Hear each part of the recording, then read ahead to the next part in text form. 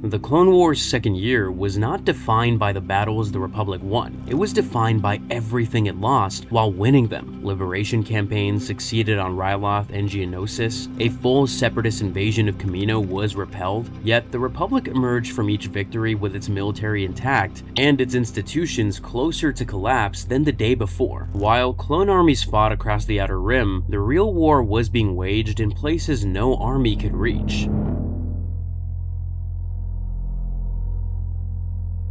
The Separatists turned to biological weapons capable of bypassing every conventional defense the Republic possessed. In the Senate, Palpatine manufactured a terrorist attack on his own capital, used the panic to deregulate the banks, and watched as the only peace initiative of the entire war was strangled before it could take its first breath. And on a plane beyond the physical galaxy, the Chosen One was shown a vision of his own destruction. Then, his memory was erased. Every military victory deepened the collapse Palpatine had engineered. Because the war was never meant to be won, it was meant to destroy the institutions fighting it. Chapter 1: The War Evolves.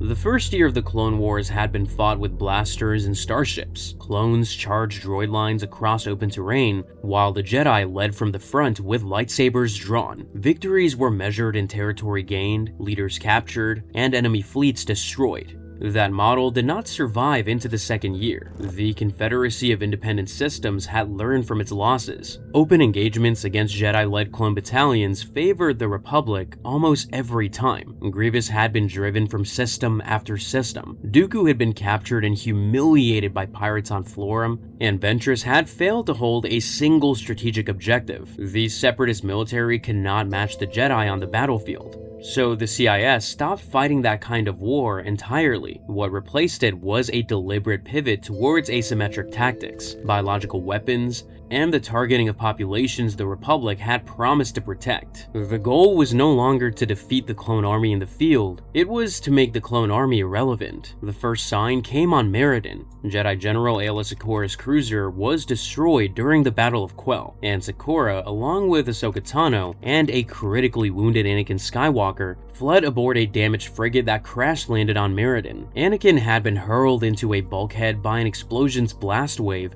during the attack. His condition was deteriorating rapidly. Without a medical facility, bacta supply, or any means of contacting the Republic fleet, the three Jedi were stranded with no extraction plan and a dying knight. Ahsoka and Secura carried Anakin through Maridun's open grasslands for hours, exposed to the elements and vulnerable to predators that roamed the plains. They had no shelter, no transport, and no way of knowing whether the Republic even knew they had survived the ambush.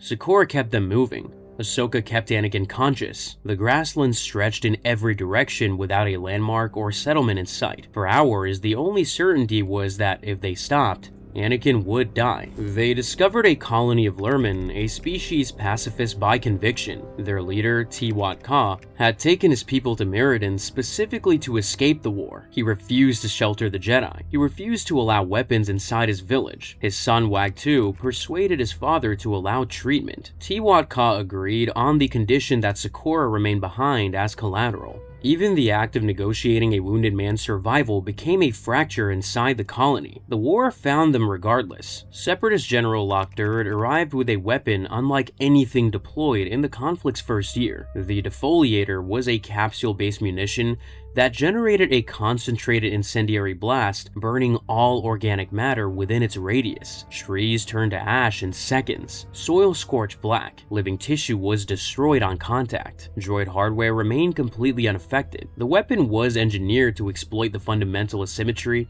between a biological army and a mechanical one. Durd intended to field test it on the Lurmen settlement. The colony had no military value, and the Lurmen posed no threat to anyone. They were simply organic targets in a convenient location. Durd positioned his launchers on the plains outside the village, aimed the first capsule at the tree line surrounding the settlement, and fired. The blast rolled outward in a visible wave. Vegetation incinerated on contact, the ground blackened beneath it. Small animals caught in the radius were gone before they could extract. Durd's droids walked through the scorched aftermath without a scratch. The general recorded the results and prepared a second test, this time aimed directly at the village. The demonstration was not military, it was a sales pitch. The defoliator burned everything alive and left the droids standing. The CIS was no longer trying to outfight the clone army, it was building weapons that rendered biological soldiers obsolete. Tiwat Ka held firm even as the weapons scorched the perimeter of his village. Wagtu chose differently and joined the Jedi in organizing a defense.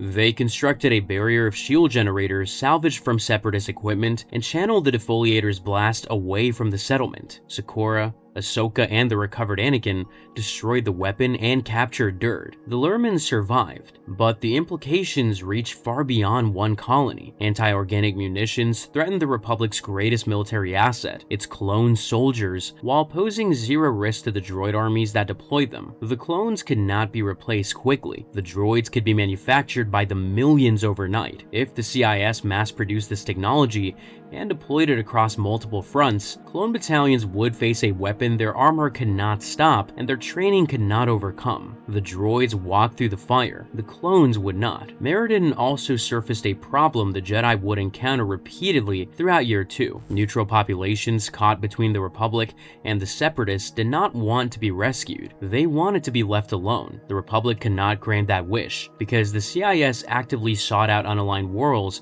as testing grounds, labor sources, and political leverage. Every neutral world the Republic intervened on became a justification for further military expansion. Every world it abandoned became proof that the Republic's promises meant nothing. That tension surfaced on the frozen moon of Orda Plutonia. Republic forces investigating a destroyed Separatist outpost discovered that both the droid garrison and a nearby clone outpost had been wiped out by the Tals, an indigenous species that neither the Republic nor the Pantorans, who claimed sovereignty over the moon, had ever acknowledged. The troopers inside had managed only a brief distress recording before they were overrun. The signal was cut short. Whatever had killed them struck fast enough that no follow-up transmission was ever sent. Pantoran Chairman Chi-Cho declared the Tals savages and launched an unauthorized military strike. Obi-Wan Kenobi and Anakin Skywalker urged diplomacy. Chi-Cho ignored them and rode out with a clone escort into the frozen wastes. The clones followed his orders despite the Jedi's objections. Chi-Cho held political authority over Pantora's forces, and the chain of command put the clones in the path of a fight the Jedi had tried to prevent. The Tals were waiting. Their warriors emerged from the ice fields in numbers that dwarfed Chi-Cho's detachment. They surrounded the Pantoran column on open ground where there was no cover and no retreat path. Chi-Cho ordered his men to fight. The Tals closed in from every direction. Chi-Cho was struck by a spear and mortally wounded as his forces collapsed around him. The clones pulled their chairman from the ice, but the damage was done. Senator Rio Chuchi, a young Pantoran diplomat on her first assignment, negotiated a ceasefire with Tal's chieftain Thai Shen, and formally recognized Tal's sovereignty over the moon. Chi-Cho died, insisting the Tals were animals. Chuchi ensured his arrogance would not become policy. The war's chaos was giving governments cover for old grievances. The Jedi were expected to manage all of it. Their capacity to do so was shrinking by the month. But the most dangerous escalation of this period was not a weapon or a territorial dispute. It was a disease. Deep in the swamps of Naboo, Republic intelligence uncovered a hidden Separatist laboratory. Inside, extremist scientist Dr. Nuvo Vindi had recreated the Blue Shadow virus, a waterborne pathogen eradicated centuries earlier. Vindi was a fanatic who revered the virus as a masterwork the galaxy had been wrong to destroy. His engineered variant was far more lethal than the original, modified to become airborne and capable of spreading through atmospheric contact alone. One release in a populated system could devastate an entire planet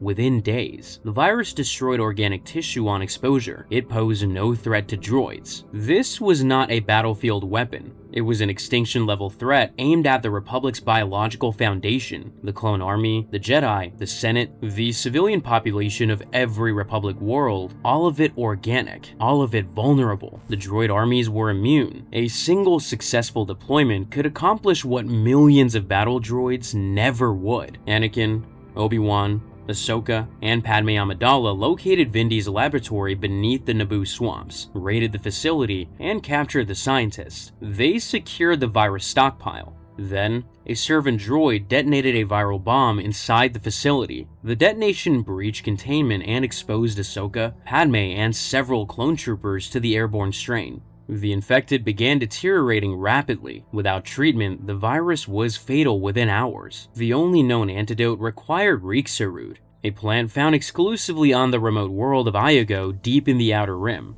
Anakin and Obi-Wan launched a retrieval mission across half the galaxy. On Iago, they discovered the planet's inhabitants were trapped by a Separatist laser grid hidden in orbit, disguised among the local population as a legendary curse called Droll. The inhabitants believed any ship attempting to leave would be destroyed by the Phantom. Anakin identified the grid's relay stations among Iago's cluster of moons, destroyed them, and freed the planet. But the root itself was no simple harvest. The Rixia plant was a massive carnivorous organism that attacked anything that approached it. Anakin and Obi-Wan fought through its tendrils to extract what they needed, loaded the root aboard their ship, and raced back to Naboo. They arrived with barely enough time to synthesize the antidote. Ahsoka and Padme arrived, along with the clone troopers. The virus was contained, and Vindy was imprisoned. One broken containment seal from an extinct pathogen nearly killed a Jedi Padawan and a Republic senator on the safest planet in the core worlds. The Blue Shadow virus proved that the CIS did not need to win a single battle to destroy the Republic. It just needed one laboratory and a willing scientist. The crisis on Naboo rattled the Republic's political establishment in ways a battlefield defeat never could. The Senate had always understood the war in terms of fleet movements and planetary sieges. The Blue Shadow virus proved that a single covert facility could bypass every conventional defense. Invisible threats demanded visible responses.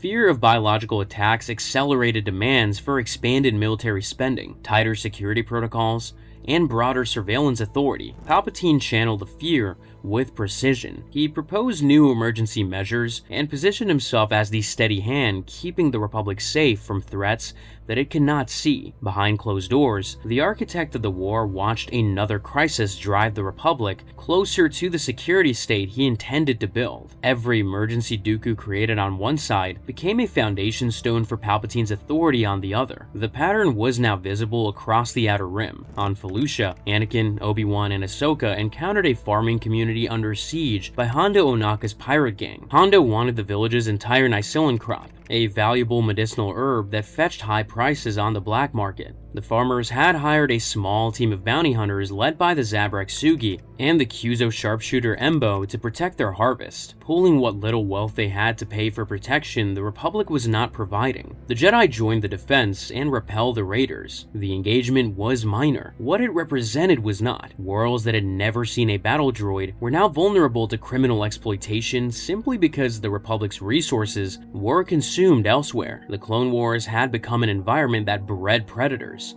and the Outer Rim's most vulnerable populations paid the price for a war that they had never chosen. The CIS understood this dynamic better than the Republic did. The pivot toward biological weapons, anti-organic munitions, and the exploitation of unaligned populations was not desperation, it was doctrine. Every crisis demanded a Republic response. Every response stretched the Republic thinner. Every expansion of the war effort fed Palpatine's authority. The Separatist leadership did not need to know they were serving a Sith Lord's design. The design worked, whether they understood it or not. The age of conventional warfare between clones and droids was over. On Ryloth, the Separatists had built an occupation so brutal that liberating it would demand everything the Republic's youngest commander had to give.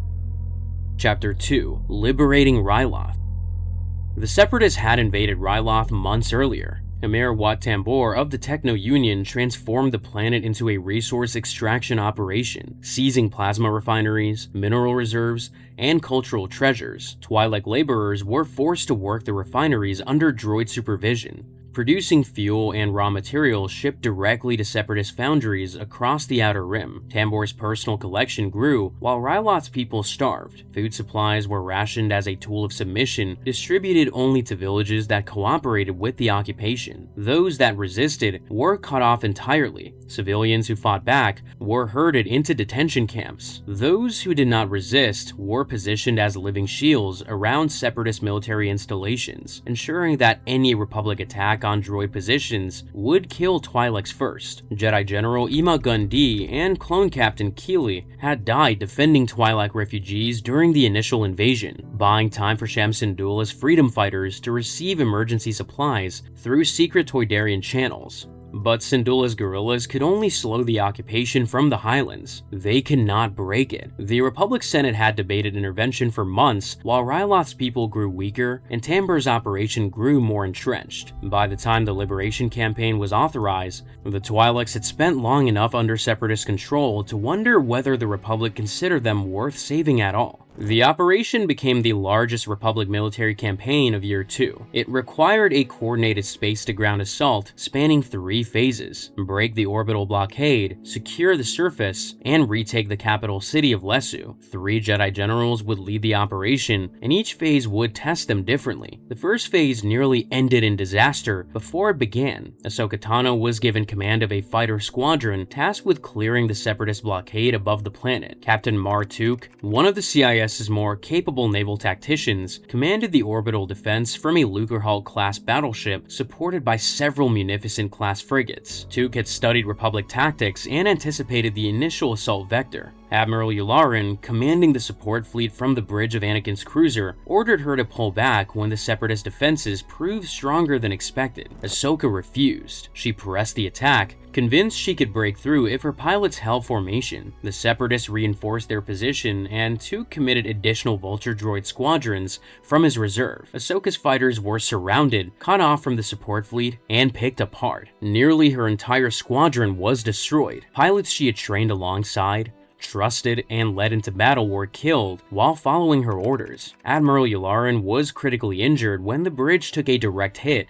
During the chaotic withdrawal, Ahsoka survived. Most of her pilots did not, and the blockade held. Ahsoka lost nearly her entire squadron because she refused to retreat. The Republic would eventually win Ryloth skies. It cost Ahsoka every pilot who trusted her. The failure crushed her. Ahsoka had been growing from a reckless Padawan into a capable junior officer throughout the war's first year. Ryloth was the moment that growth collided with consequence. Anakin did not remove her from command. He recognized that the lesson she needed could not come from punishment. It had to come from the weight of what she had done and the responsibility of doing better the next time. The next time came quickly. Anakin devised a plan to break Tuk's blockade using the damaged cruiser Defender, which had sustained heavy damage during the first engagement and was no longer combat effective. Anakin would pilot the Defender directly into Tuk's command ship while the crew evacuated to escape pods. The collision would destroy the Lucrehulk and scatter the remaining blockade forces, creating a gap for the Republic fleet to push through. Anakin flew the cruiser on a collision course. Tuk recognized the tactic and abandoned his vessel before impact. The Defender slammed into the Lucrehulk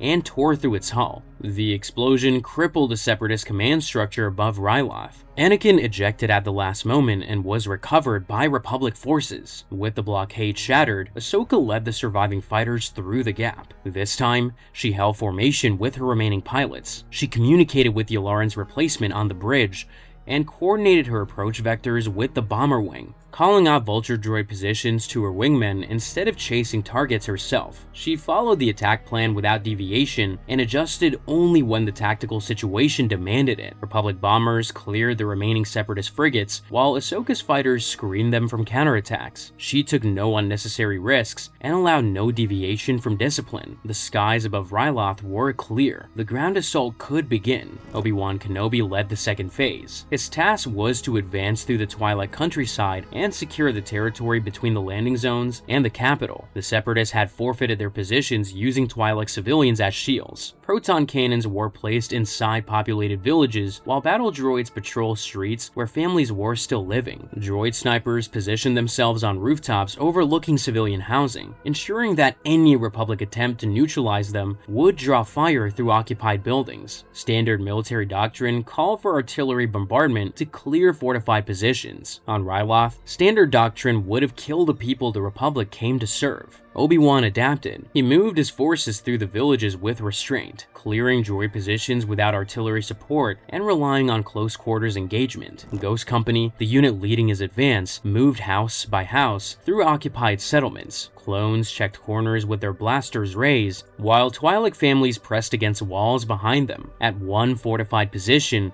Obi-Wan allowed a retreating droid patrol to fall back into open terrain rather than pursue them through a residential street. The decision cost time. It saved lives. In one village, his forces encountered a young Twi'lek orphan girl named Numa. She had lost her parents to the occupation and was surviving alone in the ruins of her family home. Numa did not speak Basic, but she understood the clones were not her enemy. She guided Obi-Wan's troops through underground tunnels that bypassed Separatist fortifications, allowing the Republic forces to outflank droid positions without firing a shot through the village above. Two clone troopers from the 212th, Waxer and Boyle, formed a protective bond with Numa during the advance. Boyle had been the more cynical of the two, resistant to personal involvement with civilians on a combat operation. Numa changed that. By the end of the advance, both troopers painted a depiction of Numa on their helmets. The gesture was so small. What it represented was not. The clones were fighting to liberate a population they would never be asked to join. They formed connections to people they saved, and the Republic offered no framework for those connections to survive beyond the current mission. Obi-Wan's advance succeeded, the countryside was secured, and the road to Lesu was open. But the capital itself was a fortress. The city sat atop a mesa connected to the surrounding terrain by a single plasma bridge that the Separatists controlled. The bridge could be activated or deactivated at will. Any Republic assault would be funneled into a kill zone. Taking Lesu required an ally who knew the terrain. That ally was Cham Syndulla. Mace Windu led the third and final phase. Obi-Wan Kenobi led the second phase. And to do it, he needed Syndulla's fighters. The problem was that Syndulla had no reason to trust the Republic. He had watched the Senate ignore Ryloth during the initial invasion. He had buried friends who died waiting for reinforcements that arrived too late. Imagundi's sacrifice had bought time for his resistance, but it had also proven that the Republic treated Ryloth as a strategic calculation rather than a moral obligation. Aid came when the Senate's arithmetic favored it, not when the Twi'lek people needed it. Syndulla made his position clear. He would fight the Separatists. He had been fighting them since the occupation began, but he was not fighting for the Republic. He was fighting for Ryloth. Windu understood. He did not try to convince Syndulla that the Republic deserved loyalty. He offered a military alliance built on a shared objective and nothing beyond it. No promises about Ryloth's political future, no guarantees of continued Republic presence after the battle. Syndulla would retain command of his own fighters. The Republic would provide heavy support. Together, they would take Lesu. What came after belonged to the Twi'lek people alone. The negotiation itself was brief and intense. Syndulla did not sit. He stood across from Windu with his arms folded and his blaster still holstered on his hip. His fighters watched from the ridge behind him. Windu's clones held position at the base of the hill. Neither side had lowered its guard. The alliance was built on necessity, not faith. Both men understood that the moment Lesu fell, the common ground between them would vanish. Syndulla agreed. His freedom fighters launched diversionary attacks across the outskirts of the capital, striking supply convoys and communication relays to fracture the garrison's coordination. Syndulla's guerrillas knew every patrol route, every blind spot in the droid sensor coverage, and every passage through Lesu's outer settlements that the Separatists had never found. While Syndulla's forces drew the garrison outward, Windu's clone troopers advanced on the bridge. The bridge was activated. Windu led the charge across the narrow plasma crossing personally. His violet lightsaber carved through battle droids as they concentrated fire on the bottleneck. Blaster bolts streaked past him from both directions. The bridge was wide enough for a handful of men abreast. Droids poured reinforcements from the city side, trying to plug the gap before the Republic could establish a foothold. Windu deflected fire with his blade and used the Force to hurl droids off the bridge into the canyon below. Clone troopers advanced behind him in tight formation, firing over his shoulders into the droid ranks ahead. Syndulla's fighters hit the Separatist positions from the rear. The garrison caught between two forces on a bridge it could no longer deactivate, collapsed. Republic troops and Twi'lek guerrillas poured into Lesu together. As Republic forces closed in, Count Dooku ordered hyena bombers to destroy the capital rather than surrender it intact. Tambur's tactical droid TA-175 calculated the military situation differently and abandoned the Emir entirely, taking the last shuttle off the planet and leaving Tambur stranded. Anakin and Ahsoka destroyed the hyena bombers before they could reach the city. Tambur was captured on the ground, deserted by his own droid. Lesu survived. Dooku ordered Ryloth's capital bombed rather than let the Republic have it. Tambur's tactical droid abandoned its master and fled. The Emir was captured alone, deserted by the machine that was supposed to serve him. Ryloth was free. The liberation was celebrated across the Republic as proof that the Grand Army could project force across the Outer Rim. Palpatine had appeared via hologram during the military briefing that preceded the final assault, praising the operation and positioning himself at the center of the campaign's narrative. By the time the liberation ceremony took place, the Chancellor's presence was already woven into the victory. Every military victory reflected back on the man who commanded it. That was not incidental. It was the design. Palpatine did not need to fight the war, he needed to be seen winning it. Syndulla stood beside the Republic's representatives during the ceremony. He accepted the congratulations. He did not share the optimism behind them. The planet's refineries were damaged. Its labor force was depleted and traumatized. Its infrastructure had been gutted by months of extraction, and the Republic offered no reconstruction plan, no economic support, and no guarantee that it would not happen again. Liberation had arrived. Rebuilding would be Ryloth's burden alone. Villages that had survived the occupation bore the scars of both sides. Droid wreckage littered streets where families were trying to return to their homes. Republic artillery craters marked the outskirts of settlements that the ground campaign had passed through. The Twi'leks who emerged from hiding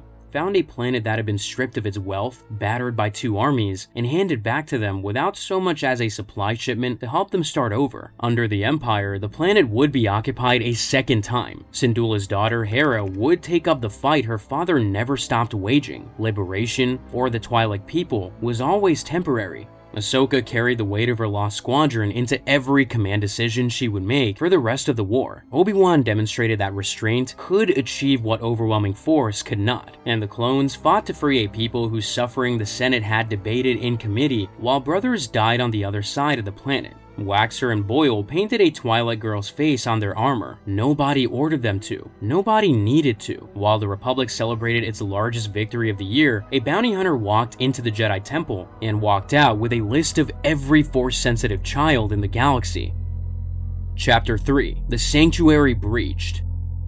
The Jedi Temple on Coruscant was the most secure building in the galaxy. Its vaults held thousands of years of accumulated knowledge, artifacts of immense power, and records so sensitive that only members of the Jedi Council could access them. The Temple Guard patrolled its corridors in constant rotation. The Force itself served as a detection system, alerting resident Jedi to disturbances within the complex. No enemy had breached its walls since the Sith Wars of antiquity. The Jedi treated their security as a settled matter. They were wrong. Before the breach, the Order had already been reminded of its own fallibility. During the First Battle of Felucia, Republic forces under Anakin, Obi-Wan, and Ahsoka were overwhelmed by Separatist defenses. The Jedi Council ordered a retreat. Ahsoka disobeyed. She pressed her attack against direct orders, endangering her troops and forcing Plo Koon's gunships to extract the Republic forces under heavy fire. The Council assigned her to guard duty at the Jedi Archives as punishment, a task designed to teach discipline through monotony. Ahsoka resented the assignment and considered it beneath her abilities. The Archives were about to become the most important room in the Temple. Darth Sidious had identified a vulnerability at the heart of the Jedi Order. Inside the Temple's secure vault was a holocron, an ancient Force-activated data storage device that could only be opened by a Jedi. That holocron, when combined with a specific Kyber memory crystal, contained the location of every known Force-sensitive child in the galaxy. The Jedi maintained this list as a recruitment directory. potential future Padawans identified through midichlorian screening across thousands of worlds. In Sidious's hands, the list would become something else entirely. Every child on it would become a target. Sidious hired Cad Bane.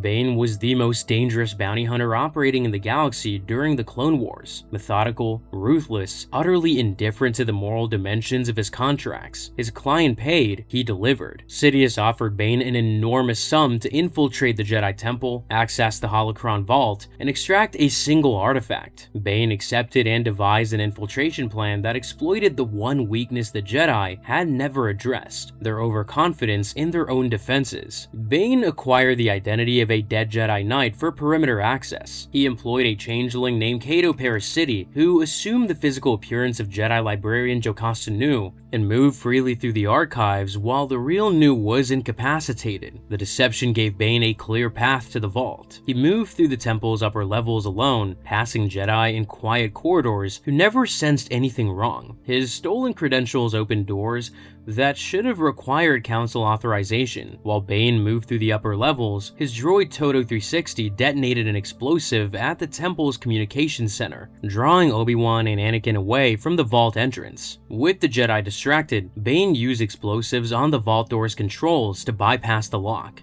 The vault opened. Bane extracted the holocron and sealed it inside a shielded container that masked its Force signature from detection. The Jedi never felt him coming. Ahsoka, still stationed in the archives, sensed something wrong. She confronted Parasite and discovered the deception. A fight broke out inside the archives themselves, and Parasite was subdued and captured, but the confrontation came too late. Bane had already escaped the temple with the holocron. The most secure building in the galaxy had been breached by a mercenary using a dead man's credentials and a shapeshifter in a librarian's robes. The holocron alone, however, was useless. Without its companion Kyber memory crystal, the device could not be activated and the list could not be read. That crystal was held by Jedi Master Bala Rapal, stationed with a small Republic garrison on the planet Deveron. Rapal was the keeper of the Kyber crystal, a position of deep trust within the Order. He understood what the crystal contained. Sidious knew exactly where Rapal was. Bane was dispatched immediately. Bane arrived at Deveron with a Separatist fleet provided through Sidious's back channels. Rapal's garrison was small and positioned for observation, not combat. The outpost had a minimal defensive perimeter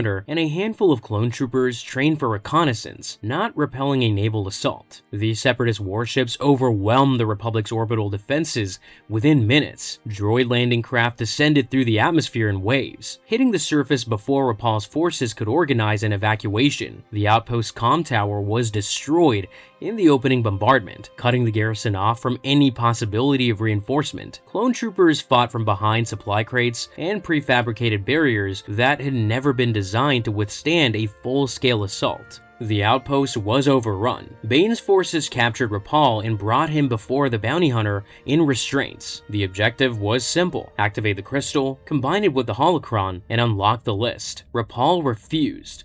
Bane tortured him. The Jedi Master endured it. He understood that the information he protected was worth more than his life. The children on that list were scattered across the galaxy in the care of their families, unaware of their Force sensitivity, and unaware that the Jedi had ever identified them. If the list was activated, every one of those children could be located, tracked, and taken. Rapal chose to die rather than allow that. Bane continued the interrogation until Rapal's body failed. The Jedi Master was killed without ever activating the crystal. Bala Rapal was tortured to death rather than activate the crystal. Cad Bane then found another way. He forced Anakin Skywalker to do it instead by threatening to kill Ahsoka Tano. Anakin and Ahsoka had pursued Bane to Deveron aboard the Resolute. They boarded a Separatist frigate with a contingent of clone troopers led by Captain Rex. The boarding action was brutal. Droid defenders held choke points throughout the ship's corridors while Bane laid traps behind them. Rex's men advanced deck by deck under constant fire. The frigate's narrow passages stripped away the tactical advantages the Republic usually held in open engagements and turned every corner into a potential kill zone. Anakin cut through blast doors with his lightsaber, while Ahsoka flanked droid positions through ventilation shafts. Rex coordinated the clone advance behind them, pulling wounded troopers back to secure positions as the push continued deeper into the ship. 2 clones were killed clearing a maintenance junction rigged with proximity mines. A third was shot through a doorway that had been left deliberately deliberately open as bait. Every meter of the frigate had been turned into a trap designed to slow the Republic advance just long enough for Bane to finish his work. Then, Bane changed the terms. He captured Ahsoka and sealed her in an airlock. Through the viewport, Anakin could see his Padawan trapped behind the transparisteel, the vacuum of space waiting on the other side. Bane stood at the airlock controls with the holocron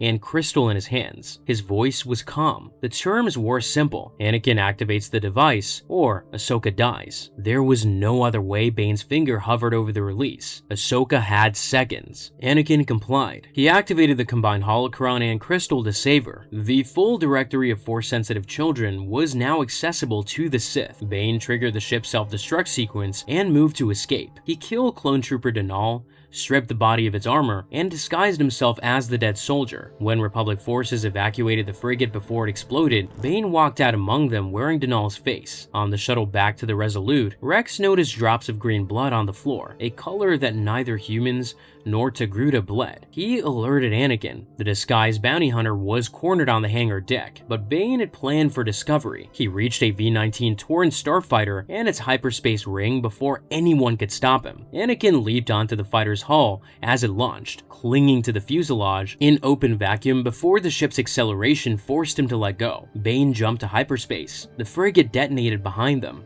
Bane escaped, and the Sith now possessed what they had been after from the beginning. The Jedi Council mobilized. Multiple masters gathered in the temple's meditation chambers and entered a shared trance, pooling their Force sensitivity to search for children being taken. Yoda, Mace Windu, Obi-Wan Kenobi, and Anakin Skywalker each focus on a different region of space, casting a detection net across the galaxy. The technique was imprecise and exhausting, but it was the only tool available. Sidious had already begun. Bane was dispatched to collect 4 children from the list. He kidnapped a Nautolan infant named Zintoa from Glee Anselm. He moved to Naboo and attempted to take a Gungan child named Ruru Page. Anakin and Ahsoka, guided by the Council's meditative efforts, intercepted Bane on Naboo and captured him. The Jedi used a combined Force mind probe, with Anakin, Windu, and Kenobi pressing Bane simultaneously to extract the location of his base, Blackstall Station. They recovered the holocron there, but the children Bane had already delivered were not at Blackstall Station. They had been transported to a secret facility. Anakin and Ahsoka traced Bane's flight records and discovered volcanic ash on his fighter's hull. The fuel logs pointed to Mustafar. Sidious had established a covert facility on Mustafar, repurposing a decommissioned Black Sun reclamation station positioned near an active lava lake. When the twilight touched down on Mustafar's surface, both Jedi felt the dark side pressing against them immediately. The facility was worse than the planet. Inside, the corridors were lined with surgical equipment and monitoring stations arranged around small containment pods sized for infants. Nanny droids moved between the pods, calibrating instruments and preparing the kidnapped children for a procedure that revealed the full scope of Sidious's ambition. The children were not being trained as Sith, not warriors, not hostages. They were being prepared for a slave conditioning procedure designed to strip their free will and reshape them into dark side agents. An invisible network embedded across the galaxy who could use the Force to serve Sidious's interests without anyone knowing they existed. The Jedi's own identification system, designed to find children who might become Padawans, had provided the Sith Lord with a ready-made target list numbering in the thousands. The Order's greatest tool for ensuring its future had been turned into a weapon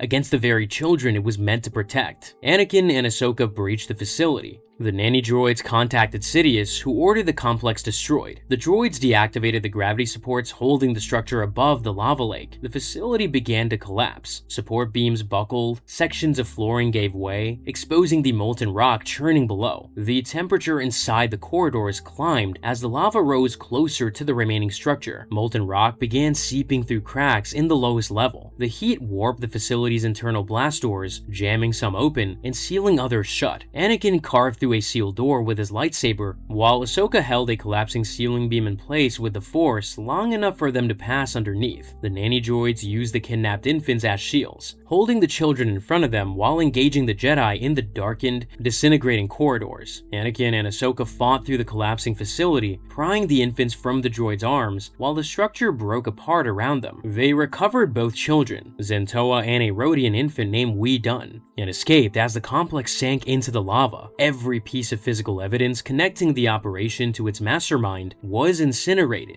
Sidious hired a bounty hunter to steal a list of the Jedi's most vulnerable future. He built a facility to turn those children into weapons. The Jedi rescued the infants and recovered the holocron. They never discovered who had ordered the operation. The children were returned to their families. Bane was in custody, and the holocron was secured. On the surface, the crisis appeared resolved. Beneath it, the damage was profound. The operation had shown how the Jedi could be leveraged through the attachments they were supposed to have transcended. Bane had not defeated Anakin in combat. He had trapped Ahsoka in an airlock and watched Anakin surrender the most sensitive artifact in the Order's possession to save her. Sidious did not need to overpower the Jedi. He needed to find the people they cared about and put those people in danger. Anakin's willingness to sacrifice strategic assets for the lives of those he loved was the quality that made him a beloved commander. It was also the vulnerability that Sidious would exploit again and again, until the night Anakin knelt before him and traded the entire Jedi Order for the chance to save one woman. The holocron crisis was a rehearsal. Its most important lesson was personal. Anakin Skywalker could be controlled through love. On Geonosis, a new droid foundry was operational. What the Republic found underground would be worse than anything the factory produced.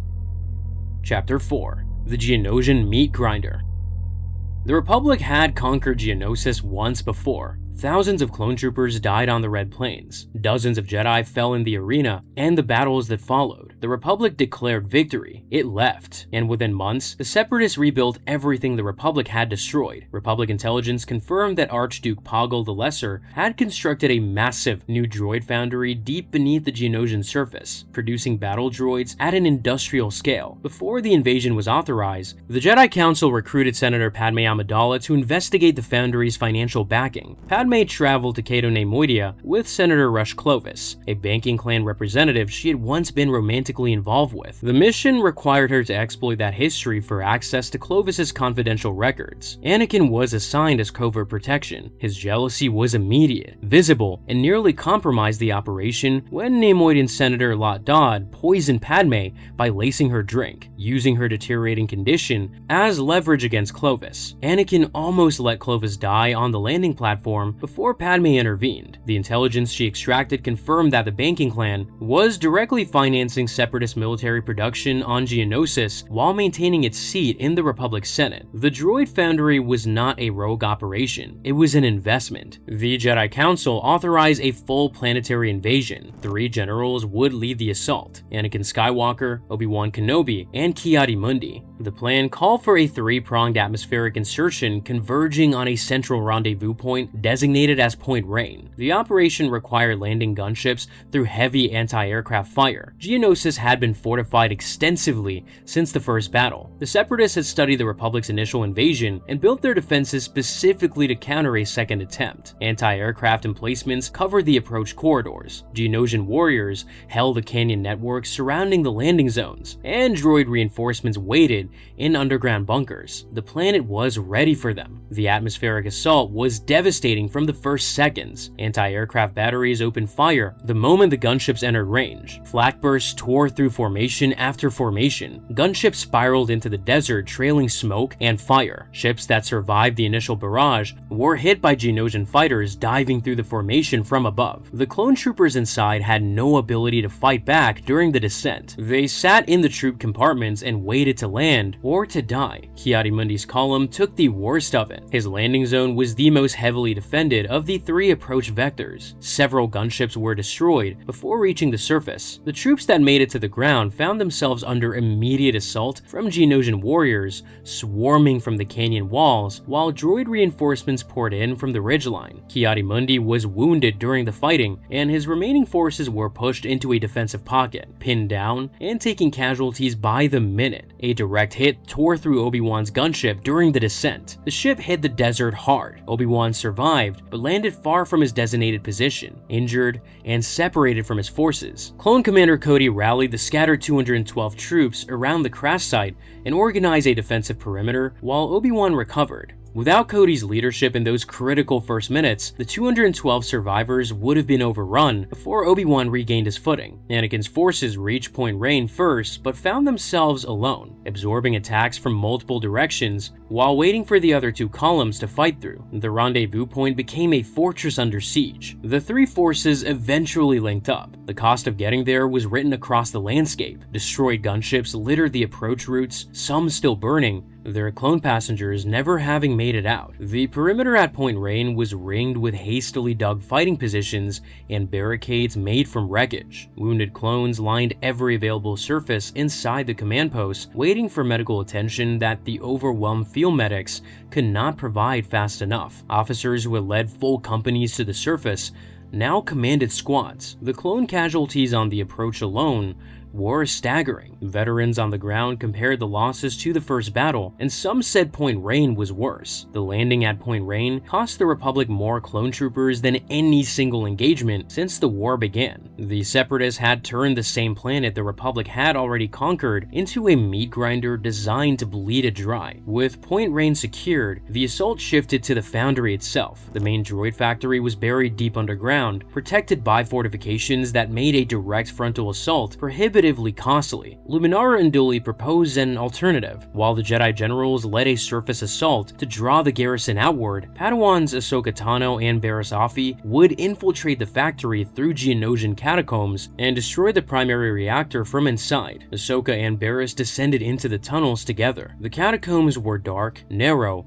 and riddled with structural instability. Sections had collapsed entirely, forcing the two Padawans to crawl through gaps barely wide enough for their shoulders. Geonosian drones patrolled the deeper passages. Ahsoka and Barriss timed their movements between patrol rotations, pressing flat against the tunnel walls as drones passed within arm's reach. The air was thick with dust, and the hum of factory machinery grew louder as they descended. Barriss kept track of their route, memorizing each turn in case they needed to retreat. Ahsoka pushed forward on instinct, trusting the Force to guide them toward the reactor core. The two Padawans complemented each other in the tunnels. Barriss was methodical, where Ahsoka was aggressive. Ahsoka was decisive, where Barriss hesitated. The partnership worked precisely because their instincts were different. The reactor core was defended by Geonosian guards and super battle droids packed into the narrow chamber surrounding it. Ahsoka and Barriss fought through them in tight quarters, lightsabers flashing in the confined space, cutting down droids that had nowhere to retreat. Once the chamber was clear, they planted charges on the reactor's support columns. The detonation collapsed the Foundry's internal supports and triggered a chain reaction that tore through the facility's lower levels. The factory was destroyed, but the explosion brought the structure down on top of them. Ahsoka and Barriss were buried alive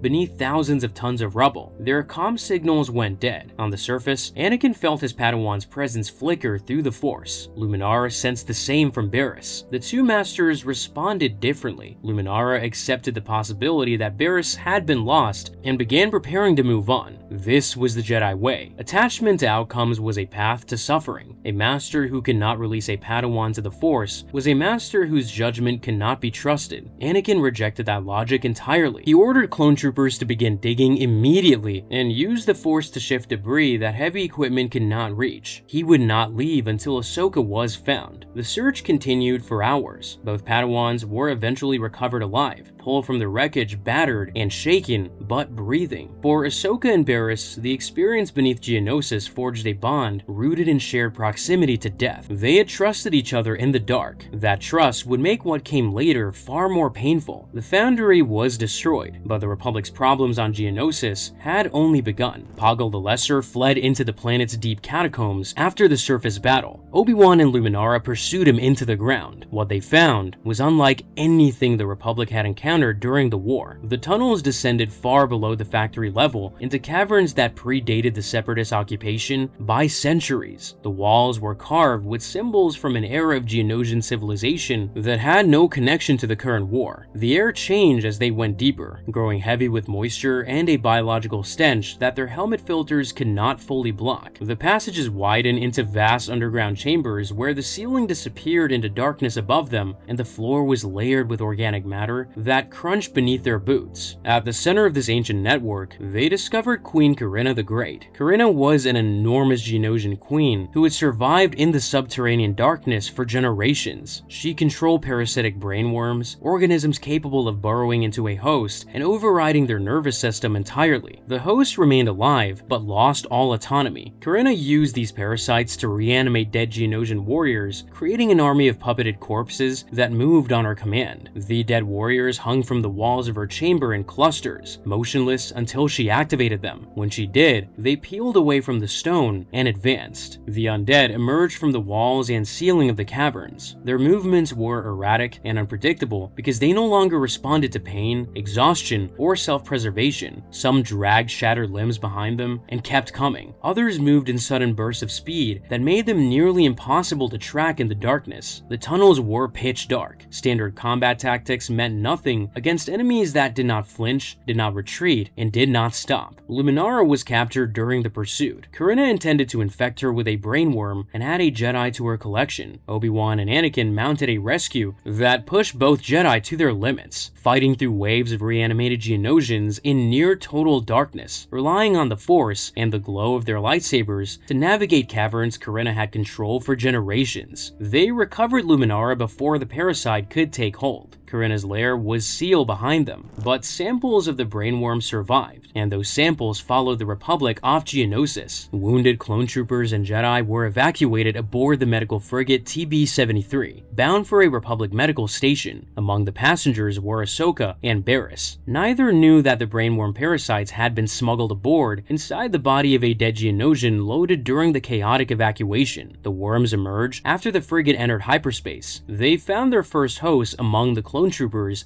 in the lower decks. One infected clone became 2. 2 became 5. The parasites spread through physical contact, burrowing into each new host and seizing control within minutes. Infected clones turned on their brothers. They moved through the frigate's corridors in silence, hunting the infected with a coordination that was no longer their own. A clone medic treating wounded troopers in the infirmary was taken mid-procedure. 2 troopers standing guard outside the engine room were infected simultaneously and turned their blasters on the engineering crew behind them. Sections of the ship began going dark, one by one, as infected troopers disabled communications and sealed escape routes. The crew realized something was wrong when entire decks stopped responding to bridge hails. By the time Ahsoka understood the scope of the crisis, most of the ship was lost. The corridors she had walked through hours earlier were now controlled by men whose eyes no longer belonged to them. Barriss was infected. The worm took her. She lost control of her body, her voice, and her actions. The parasite used her combat training and her force abilities against the only person left on the ship who could stop it. Barriss attacked Ahsoka with her lightsaber. The 2 Padawans who had survived the Foundry collapse together were now fighting each other in the corridors of a medical frigate crawling with possessed soldiers. Ahsoka knew the strikes. She recognized the Form 3 defensive patterns Barriss had drilled for years, now turned aggressive and relentless by the parasite driving her body. Barriss's eyes were open but empty. The precision was still there. The person was not. Ahsoka parried and retreated, refusing to strike back with lethal force, calling Barriss's name through the corridors while the infected Padawan pressed her attack without hesitation or mercy. Ahsoka could not reach Barriss through the force. The person behind the parasite's control was still there, trapped inside her own body, but the worm's grip was total. Ahsoka made a desperate choice. She ruptured the ship's coolant system, flooding the corridors with freezing cold. The temperature drop weakened the parasites enough for the host to regain partial control. Barriss collapsed and the worms went dormant. The frigate was brought in for emergency docking. Barriss survived. Barriss Offee lost control of her own body to a Geonosian parasite and attacked her closest friend with a lightsaber. She survived the infection. The trauma of total violation planted the first crack in her faith. 2 years later, Barriss would bomb the Jedi Temple hangar and accuse the Order of becoming an army fighting for the dark side. While Ahsoka fought for her life aboard TB-73, Anakin was on the surface conducting his own response to the crisis. Poggle the Lesser had been captured during the mopping up operations. Poggle knew how the parasites worked. He knew how to stop them, and Ahsoka was in danger aboard a frigate full of infected clones,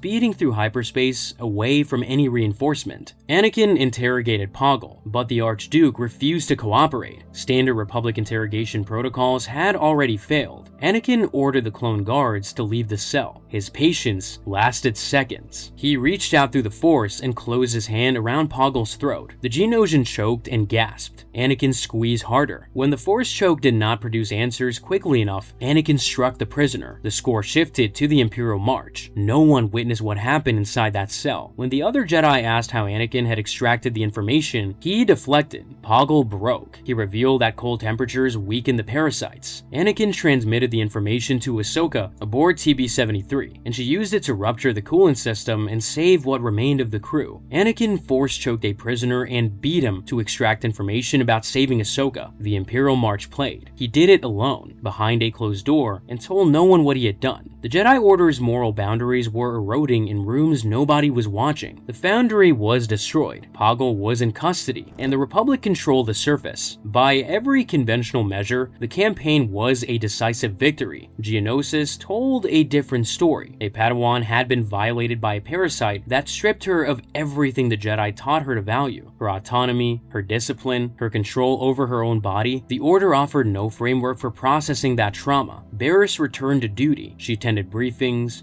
she followed orders, she carried what Geonosis had done to her in silence, because the Jedi way was to release emotion into the Force, not to dwell on it. The war did not pause for recovery. The anger she could not release grew quietly into something the Order would not recognize until it detonated inside their own temple. A knight had used the dark side behind a closed door. No master witnessed it. No one reported it. The Council never learned it had happened at all. The Jedi were not falling because of one dramatic betrayal. They were falling because hundreds of small compromises had accumulated into a weight no one was willing to measure. On Mandalore, a Duchess was fighting to keep her world neutral. The Sith had already decided she would fail. Chapter 5: Neutrality's Illusion.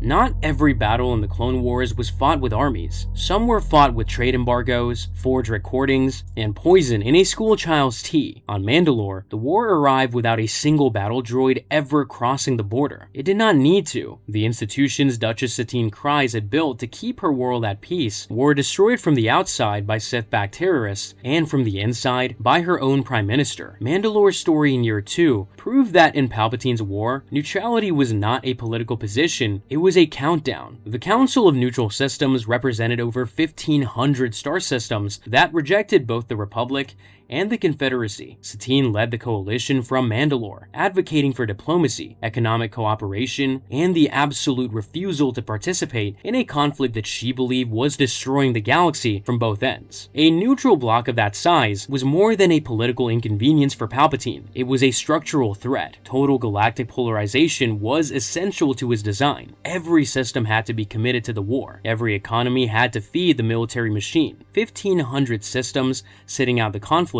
proved that another path existed. That path had to be closed. The Sith did not send an army, they sent Mandalore's own past. Obi-Wan Kenobi was dispatched to investigate reports of a separatist-backed terrorist group operating on the planet. His investigation led him to the moon of Concordia, the traditional exile ground for Mandalorian warriors who had rejected the pacifist New Mandalorian movement. There, he discovered that the governor of Concordia, Pre Vizsla, was secretly leading the Death Watch, a militant faction sworn to restore Mandalore's ancient warrior culture and overthrow Satine's government by force. Vizsla wielded the Darksaber, a unique black-bladed lightsaber built by the first Mandalorian Jedi centuries earlier. The weapon was not just ceremonial. Whoever held the Darksaber held a claim to Mandalore's identity that predated pacifism by generations. Death Watch was funded, armed, and directed by Count Dooku. The strategy was precise. Death Watch would destabilize Satine's government through bombings and assassinations. The Republic, alarmed by the violence, would send troops to occupy Mandalore. The occupation would shatter Satine's credibility, proving that her neutrality could not survive without the military intervention that she had spent years refusing.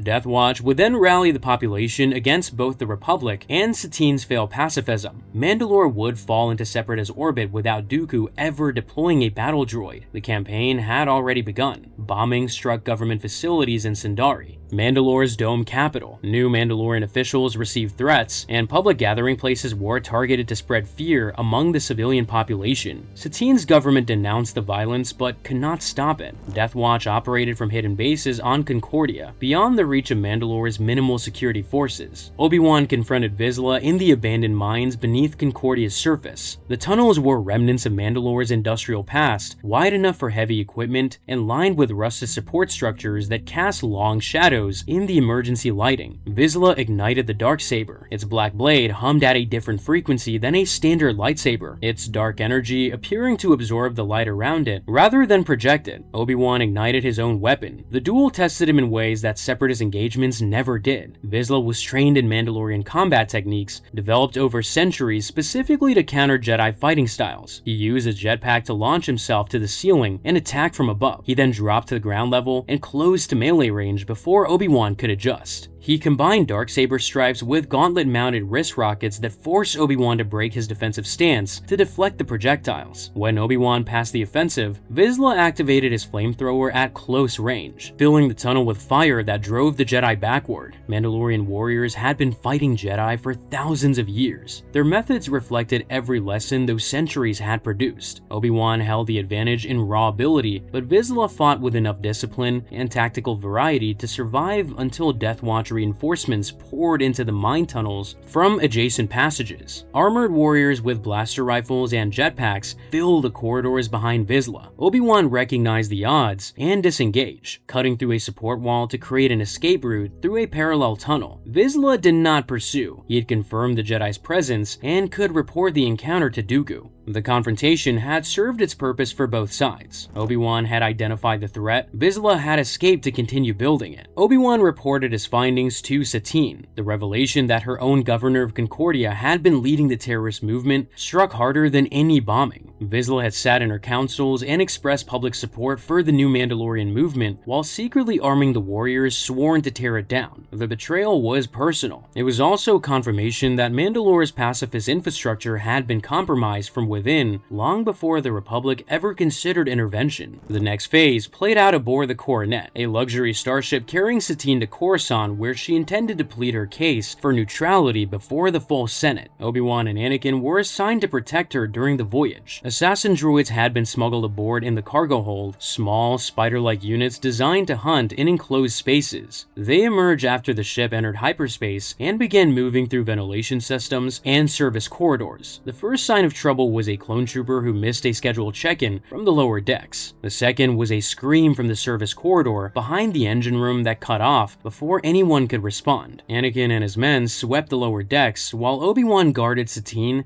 and the senators above. The senators grew increasingly agitated as reports filtered up from below. The ship felt smaller with every passing minute. The droids were difficult to track, small enough to move through air ducts and agile enough to scatter when confronted, regrouping in adjacent sections and attacking from new angles. By the time the Jedi cleared the infestation, several crew members were dead. Then, the real threat revealed itself. Tal Merrick, a respected member of the Mandalorian delegation, had been a Death Watch agent all along. He seized Satine at gunpoint, rigged the ship's engines to explode, and contacted Separatist forces for extraction. The Coronet was trapped between assassin droids from within and a boarding party approaching from without. During the crisis, Satine told Obi-Wan that she loved him since they had spent a year together on the run during her youth, when Obi-Wan and Qui-Gon Jinn had been assigned to protect her during a previous civil conflict. Obi-Wan's response laid bare a fracture the Jedi Code had created in his life. He told Satine he would have left the Jedi Order for her if she had asked. He had chosen duty over love. He had chosen the Order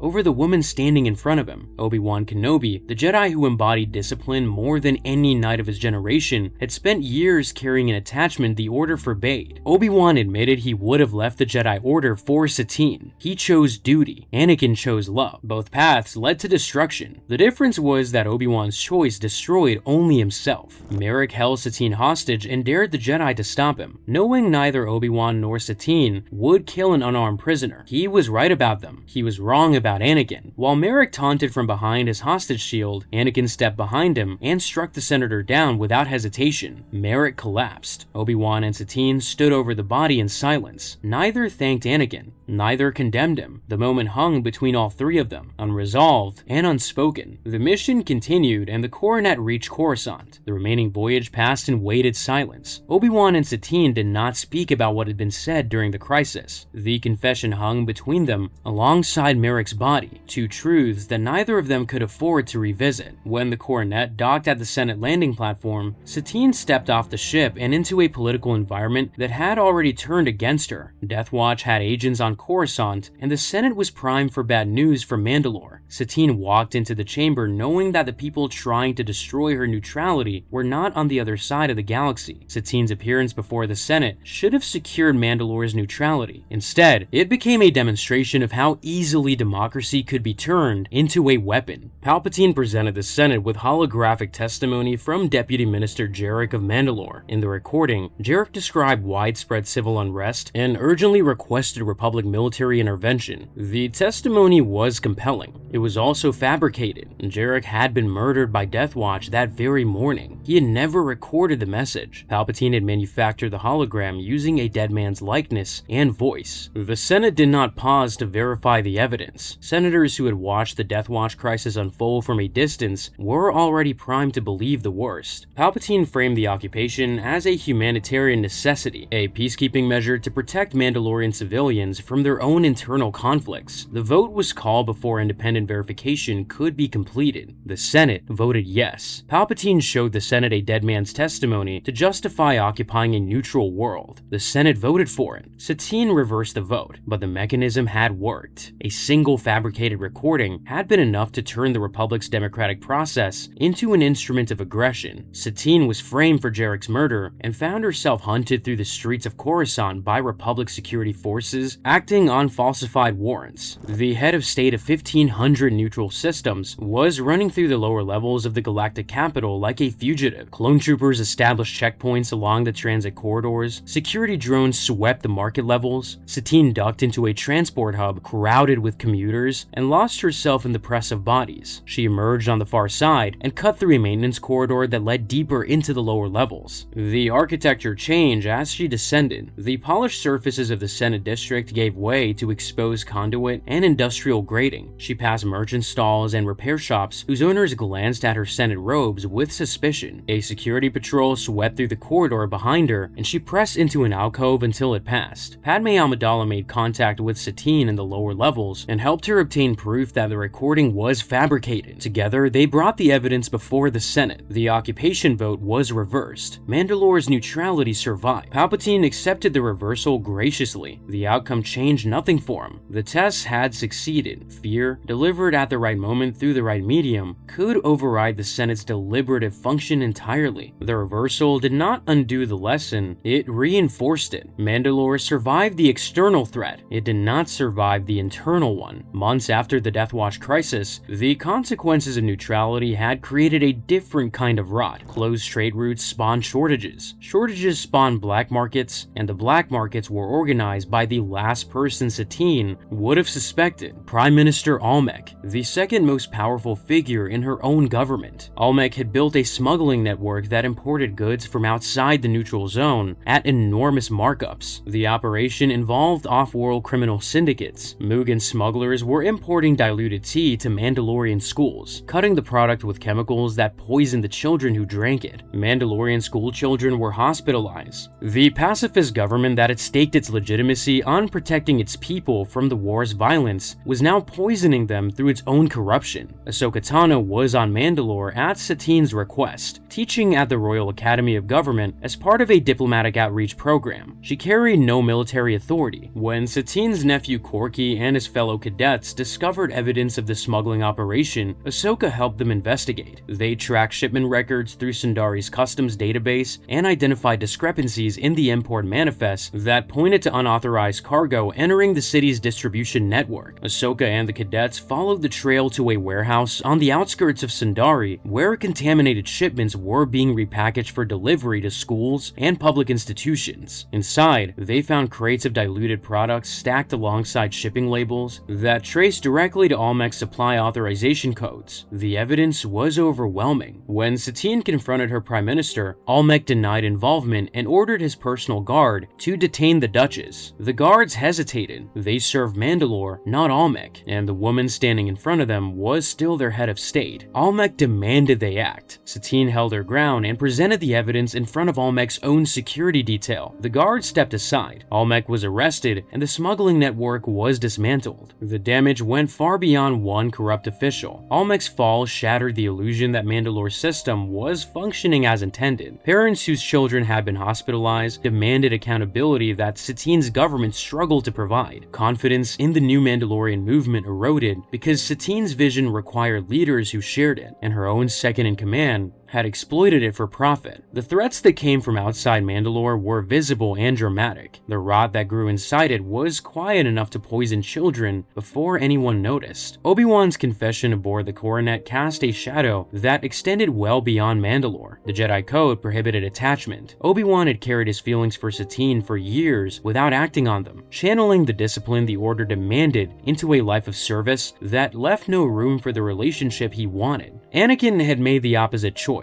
He had married Padme in secret, built a hidden life around a forbidden love, and allowed that attachment to become the axis around which his entire emotional world turned. Obi-Wan's path would cost him Satine when Maul killed her on Mandalore years later. Anakin's path would cost him everything else. The two men stood on either side of the same prohibition, and neither side offered a way through that did not end in loss. On Kamino, the Separatists were coming for the place where every soldier in the Republic's army had been born. Chapter 6: Born Soldiers. Every clone trooper in the Republic's army was born on Kamino, grown in vats, trained in simulations, deployed to battlefields they had no say in choosing. The Republic classified them as military assets. The Kaminoans who manufactured them treated them as product. The Senate that funded their production never debated whether the men it was buying had the right to refuse the war they were built for. Year 2 forced that question into the open. 3 events, spread across different worlds and different months, each tested clone identity from a different angle. One clone chose to stop fighting. Another was never given the chance to start, and a third, the only unaltered clone in the galaxy, chose revenge over everything else. The Republic had no answer for any of them. The first test came on Salukami. General Grievous had captured Jedi Master Eth Koth during a surprise attack on his cruiser. Obi-Wan, Anakin, and Adi Gallia mounted a rescue that succeeded in recovering Koth, but allowed Grievous to escape. The cyborg general crash-landed on Salukami, and Republic forces pursued him across the planet's surface.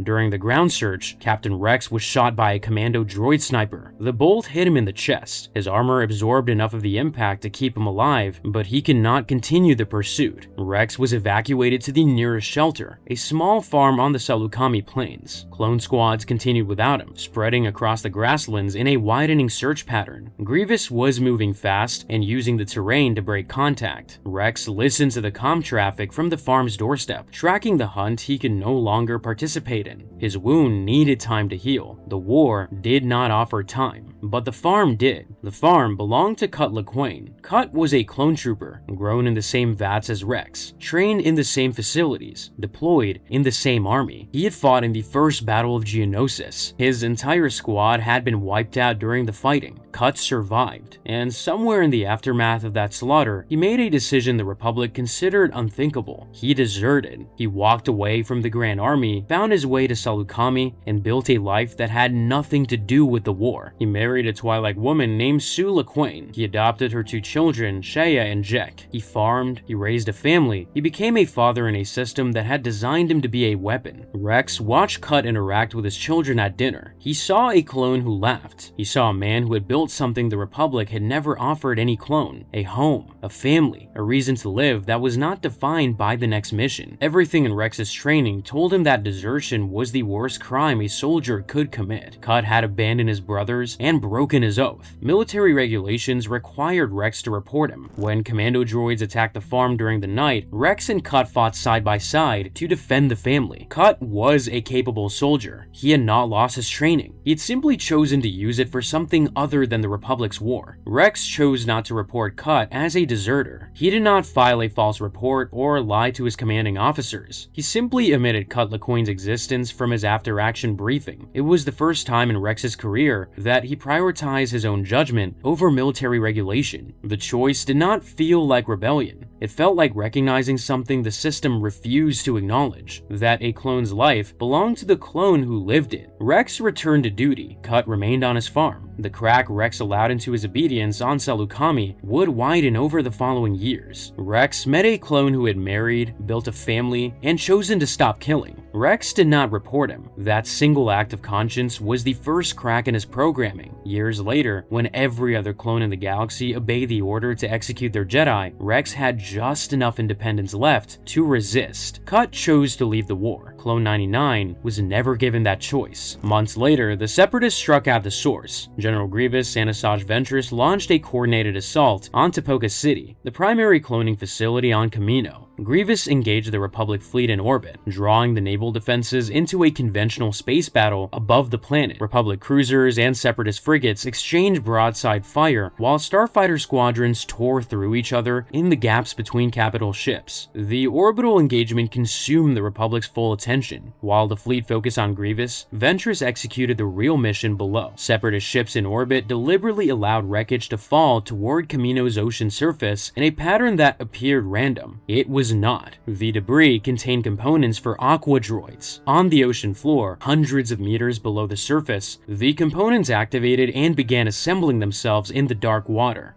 Droid after droid locked into formation on the seabed, their photoreceptors glowing faintly in the blackness. Ventress directed the assembly from a submersible positioned just above the ocean floor. When the force was complete, Trident-class assault ships rose from the depths like predators surfacing for air. They erupted through the waves and latched onto Tipoca City's stilted platforms, punching through the facility's lower hull with magnetic boarding clamps. Aqua droids poured into the cloning facility from below, while the Republic fleet fought Grievous above. The assault hit two targets simultaneously. Grievous targeted the clone barracks, intending to destroy training facilities and kill as many cadets as possible. Ventress went for the most strategically valuable objective on the planet, Jango Fett's prime DNA sample, the genetic template for the entire clone army. If Ventress destroyed or captured it, the Republic's ability to produce new soldiers would be crippled permanently. The defense of Kamino fell to the clones themselves. Fives and Echo, the surviving members of Domino Squad who had graduated from cadets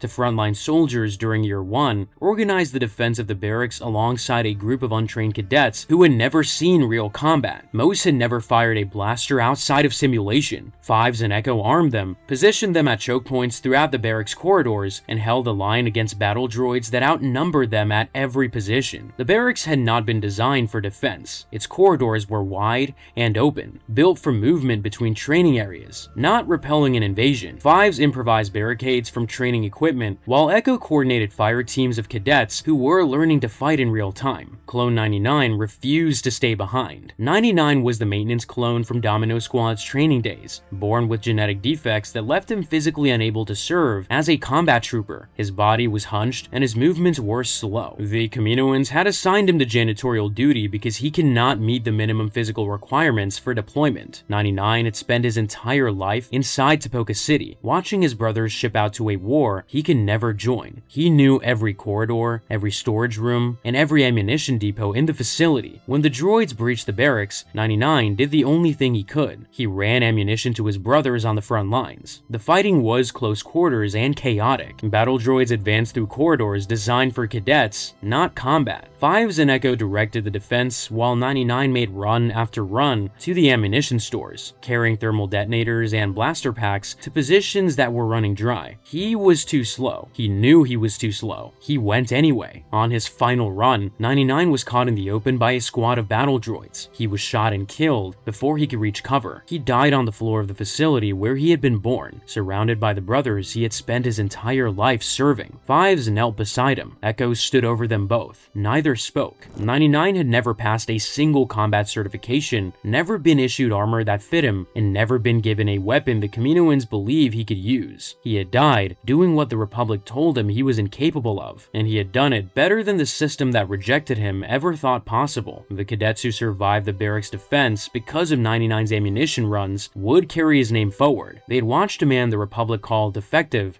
give everything he had. None of them would forget it. Clone 99 died carrying ammunition to his brothers because no one else could reach the depot in time. The Republic honored his courage after the battle. Years later, an elite special operations unit would be named Clone Force 99 in his memory, but the system that manufactured him never asked whether it had the right to create a man it classified as defective and assign him to mop floors until the day he died defending them. ARC Commander Colt was killed by Ventress during the assault.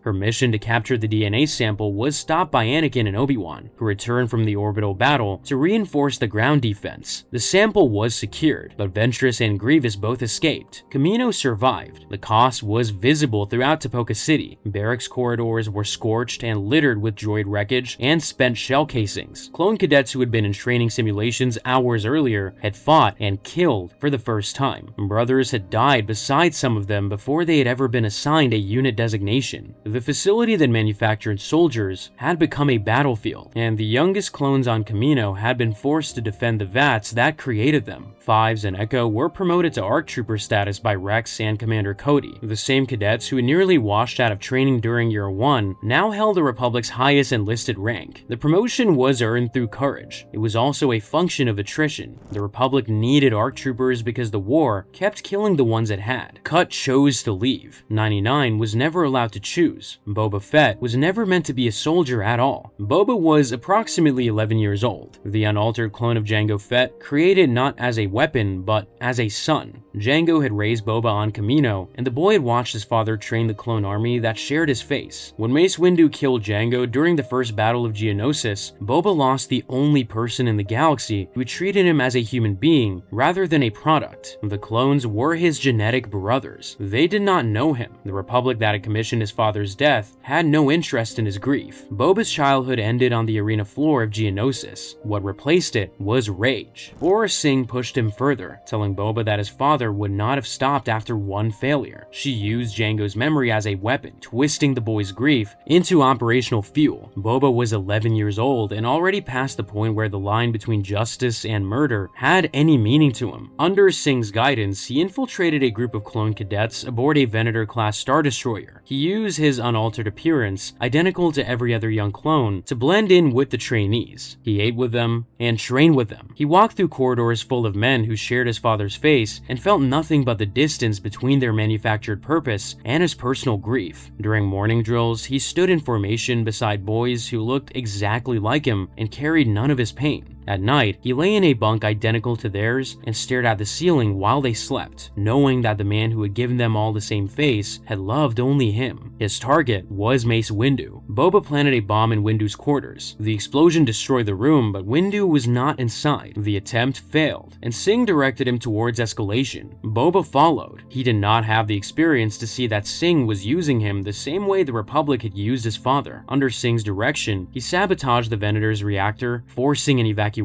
and took Republic officers hostage as leverage to draw Windu into a confrontation. Ahsoka Tano and Plo Koon tracked Boba and Aurra Sing to Florum, where Hondo Ohnaka's pirate gang provided temporary sanctuary. The confrontation ended with Boba's capture. Aurra Sing attempted to escape aboard Slave 1. Ahsoka leaped onto the ship's hull and sliced off a wing with her lightsaber, sending the vessel into a crash. Sing survived and would resurface later. Boba was taken into Republic custody. He was a child, driven by grief over his father's death and manipulated by an adult who saw him as a tool. The Republic imprisoned him. It did not counsel him or address the loss that had driven him to violence. Boba Fett entered the Republic's detention system as an 11-year-old boy whose father had been killed by the Jedi. He would emerge as one of the most dangerous bounty hunters the galaxy had ever produced. The Republic promoted the clones who fought, ignored the ones who deserted, buried the one who died carrying ammunition, and imprisoned the child who wanted justice for his father. The system had no language for what the clones were becoming. They were not the interchangeable units the Kaminoans had designed. They were men who loved, grieved, chose, and died on their own terms, inside a structure that had never been built to accommodate any of those things. On Coruscant, Coruscant, the only peace initiative of the entire Clone Wars, was about to be strangled in its cradle. The senators who tried to save it would be beaten, chased through the streets, and murdered.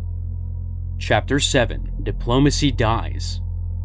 The Clone Wars could have ended in their second year, not through military victory. That was never possible under a conflict designed by the Sith to perpetuate itself, but through diplomacy. A peace initiative emerged from the Separatist parliament that was genuine, viable, and supported by enough political will on both sides to force a ceasefire. It was destroyed in a matter of days. The senators who championed it were intimidated, assaulted, and murdered. The banking system that funded the war was deregulated to ensure that peace would never again be financially viable. By the time the calendar turned, the Republic's fiscal future was permanently bound to military spending. Its anti-war coalition was shattered, and the only people who had tried to stop the killing were dead or silenced. This was not on accident. It was Palpatine's masterpiece. Before the peace initiative emerged, the Republic's political landscape was already being shaped by events that revealed how thoroughly Palpatine controlled the institutions around him. During the Battle of Malastare, the Republic deployed an electro-proton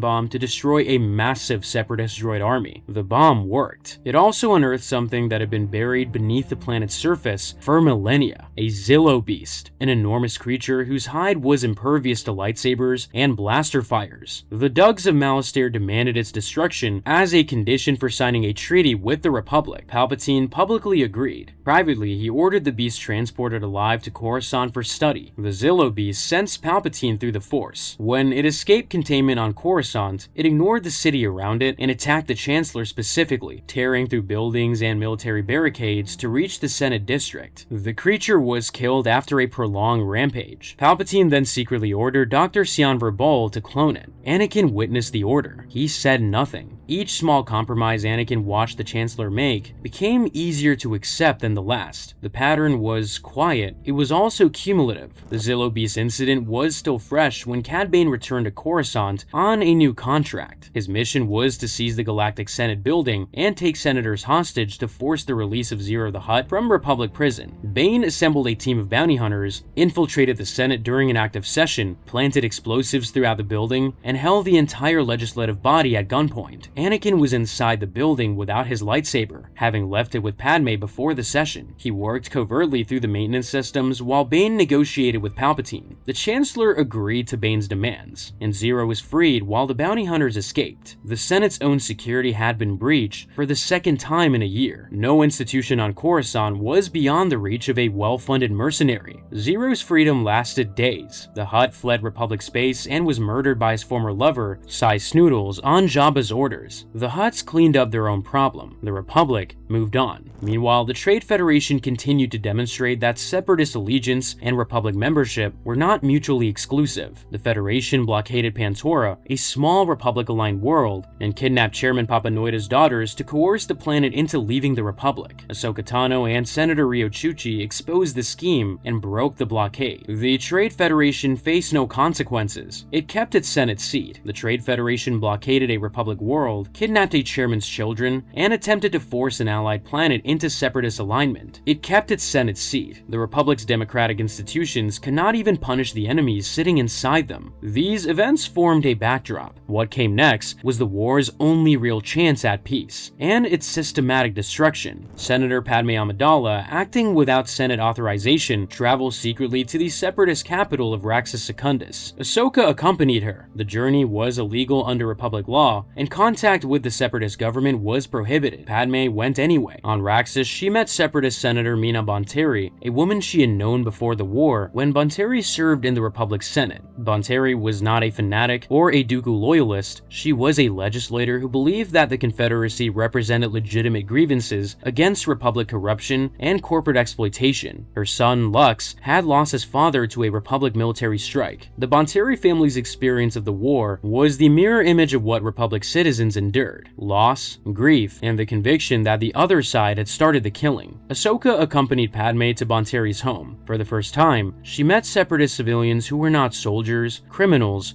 or warlords. She met families, people who mourned their dead and feared for their children exactly as Republic citizens did. The enemy she had been fighting for 2 years had faces and names and reasons. The Clone Wars were not a struggle between good and evil. They were a manufactured catastrophe that destroyed ordinary people on both sides, while serving the interests of the men who had engineered it. That realization changed Ahsoka permanently. Bonteri proposed a peace resolution in the Separatist parliament. The motion called for opening formal negotiations with the Republic to explore a ceasefire. The debate inside the parliament chamber was heated. Corporate representatives tied to Separatist military contracts argued against any negotiation that might reduce weapons procurement. Senators from worlds devastated by Republic bombardment demanded concessions that the Republic would never accept. Bonteri held a floor and argued that the war was destroying the Confederacy's founding principles as surely as it was destroying the Republic's. The motion was not popular with the corporate bloc. It was popular with the senators whose constituents were dying. The parliament voted yes. For the first time since the war began, the Confederacy of Independent Systems officially sued for peace. The resolution was transmitted to Coruscant. If the Republic Senate voted to accept, the Clone Wars could have entered a diplomatic phase that might have ended the fighting. The moment was real. It was also brief. The corporate interests that profited from the war moved immediately. Separatist corporate senators Lot Dodd, Goom Som, and Nix Card conspired with Count Dooku to sabotage the initiative before the Republic Senate could vote. Dooku ordered General Grievous to launch a commando droid attack on Coruscant's central power distribution grid. The bombing plunged the galactic capital into darkness. Power failed across entire city districts in a cascading wave that started in the industrial sectors and spread inward toward the Senate district. Emergency lighting activated in government buildings and military installations. But the civilian grid collapsed completely. Traffic control systems went offline, thousands of airspeeders lost navigational guidance simultaneously, and emergency lanes became choked with vehicles running on manual control. Hospitals switched to backup generators that were never designed to sustain full operations. In the lower levels, where the backup systems did not exist, the blackout was total. Civilians who had never experienced a power failure in their lifetimes found themselves standing in corridors they could not see the end of. The panic was immediate, and it was exactly what Dooku needed. Simultaneously, Dooku's agents assassinated Mina Bonteri on Raxus Secundus. The senator who proposed peace was murdered before the ink on her resolution was dry. Her death was framed to discredit the initiative and demonstrate that the Separatist government cannot protect even its own legislators. The peace proposal collapsed, and the Republic Senate, still reeling from the bombing, voted not to pursue negotiations. In the panic that followed, a new bill was introduced, the deregulation of the intergalactic banking clan, allowing the Republic to borrow unlimited funds for military spending at rates the banking clan itself would set. The deregulation bill passed. The Separatist parliament voted for peace. Dooku responded by bombing Coruscant and murdering the senator who proposed it. The Republic Senate responded by deregulating the banks and borrowing unlimited credits to buy more soldiers. The only genuine peace initiative of the entire Clone Wars was strangled in days. The banking deregulation was the most consequential political event of Year 2. It did not just fund the war, it made the war financially permanent. Beyond deregulation, military spending required Senate appropriations funded through existing revenue. After deregulation, the Republic could borrow against its future to finance unlimited expansion, with interest rates controlled by banking institutions that profile from both sides of the conflict. The banking clan maintained representatives in the Republic Senate and financial relationships with the CIS simultaneously. Every credit the Republic borrowed to fight the Separatists generated revenue for institutions also funding the Separatist war machine. The Republic did not need money anymore. It needed debt, and debt needed war. The human cost was immediate. Public services across the Republic were redirected to support the expanded military budget. Infrastructure projects on mid-rim worlds were suspended, and educational funding on outer rim planets was cut. The credits that had once maintained civilian life were now flowing into clone production, warship construction, and weapons procurement. Citizens on hundreds of worlds watched their local economies deteriorate, while the Senate authorized spending packages measured in the trillions. The war was no longer something that happened on distant battlefields. It was draining the Republic's civilian economy from the inside. With the banking system captured, the next phase moved forward. Senator Halle Bertoni of Camino proposed purchasing 5 million additional clone troopers, leveraging the deregulated credit system to fund the largest military expansion in Republic history. The anti-war faction organized opposition around Padme Amidala, Bail Organa, and Anaconda Farr. They argue that the bill would entrench dependence on military solutions and eliminate any remaining flexibility for peace. Dooku responded by hiring bounty hunters to physically intimidate the opposition. Bail Organa was beaten severely enough to require hospitalization. Padme was chased through Coruscant's lower levels by armed assailants. The attacks extended to Anaconda Farr, the coalition's most prominent voice. The message was clear. Opposing the war carried a physical cost. Padme delivered a speech to the Senate opposing the bill. The chamber was packed. Senators who had voted for deregulation weeks earlier sat in their pods and listened as Padme described what the war was doing to the people they represented. She invoked her handmaiden Tekla Manau, whose family on Naboo could not afford electricity because the war had diverted all public resources to military production. Tekla was not a senator or a general. She was a working woman whose household had been hollowed out by a conflict she had no voice in. Padme asked the Senate to look at the war through Tekla's eyes instead of through a military briefing. The speech was simple. It was specific. It was devastating. The vote temporarily defeated the bill. Palpatine's private reaction, observed by Masameda, revealed that the Chancellor considered Padme's ability to influence the Senate an obstacle to be managed, not a democratic function to be respected. The bill's defeat was temporary. The coalition that had rallied behind Padme's speech was about to lose its leader. Senator Anaconda Farr was poisoned. His own aide, Lolo Purse, killed him over ideological disputes about the war's direction. Farr had been the emotional center of the anti-war movement, a senator whose warmth and moral conviction held together a coalition of legislators who agreed on principle but lacked the courage to stand alone. With Farr dead, the coalition fractured. Senators who had supported Padme's speech quietly withdrew their opposition. Some cited security concerns after the bounty hunter attacks. Others simply stopped attending the relevant committee sessions. The absence of Farr's voice left a gap that no single legislator could fill, because Farr's strength had never been his rhetoric or his political connections. It had been his ability to make frightened people feel brave enough to vote their conscience. Without him, conscience lost to fear. Senator Medici was also murdered during the investigation into Farr's death, further destabilizing what remained. In the chaos and grief that followed, the military spending bill was reintroduced and passed without meaningful opposition. 5 million additional clone troopers were ordered. The anti-war movement was finished. Anaconda Farr was poisoned by his own aide. The military spending bill passed during the morning. The anti-war coalition that had fought to preserve the Republic's fiscal independence was destroyed through assassination, physical intimidation, and the simple mathematics of grief. The senators who survived were too frightened or too broken to oppose the next appropriation. Palpatine had always achieved everything the second year required. The banking system was captured, the peace initiative was murdered, the anti-war coalition was dismantled, and the military budget was expanded beyond any previous limit. And every step had been accomplished through mechanisms that appeared democratic. Votes were held, debates occurred,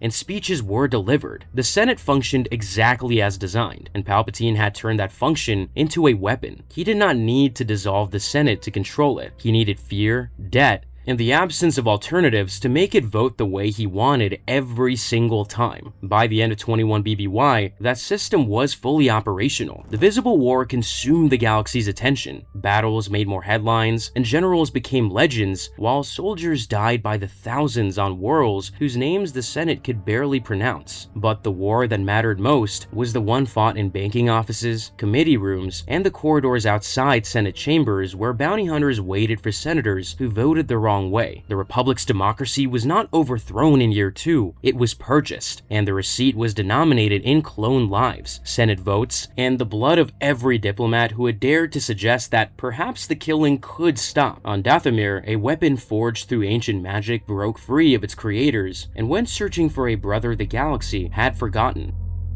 Chapter 8: Darkness Unchained.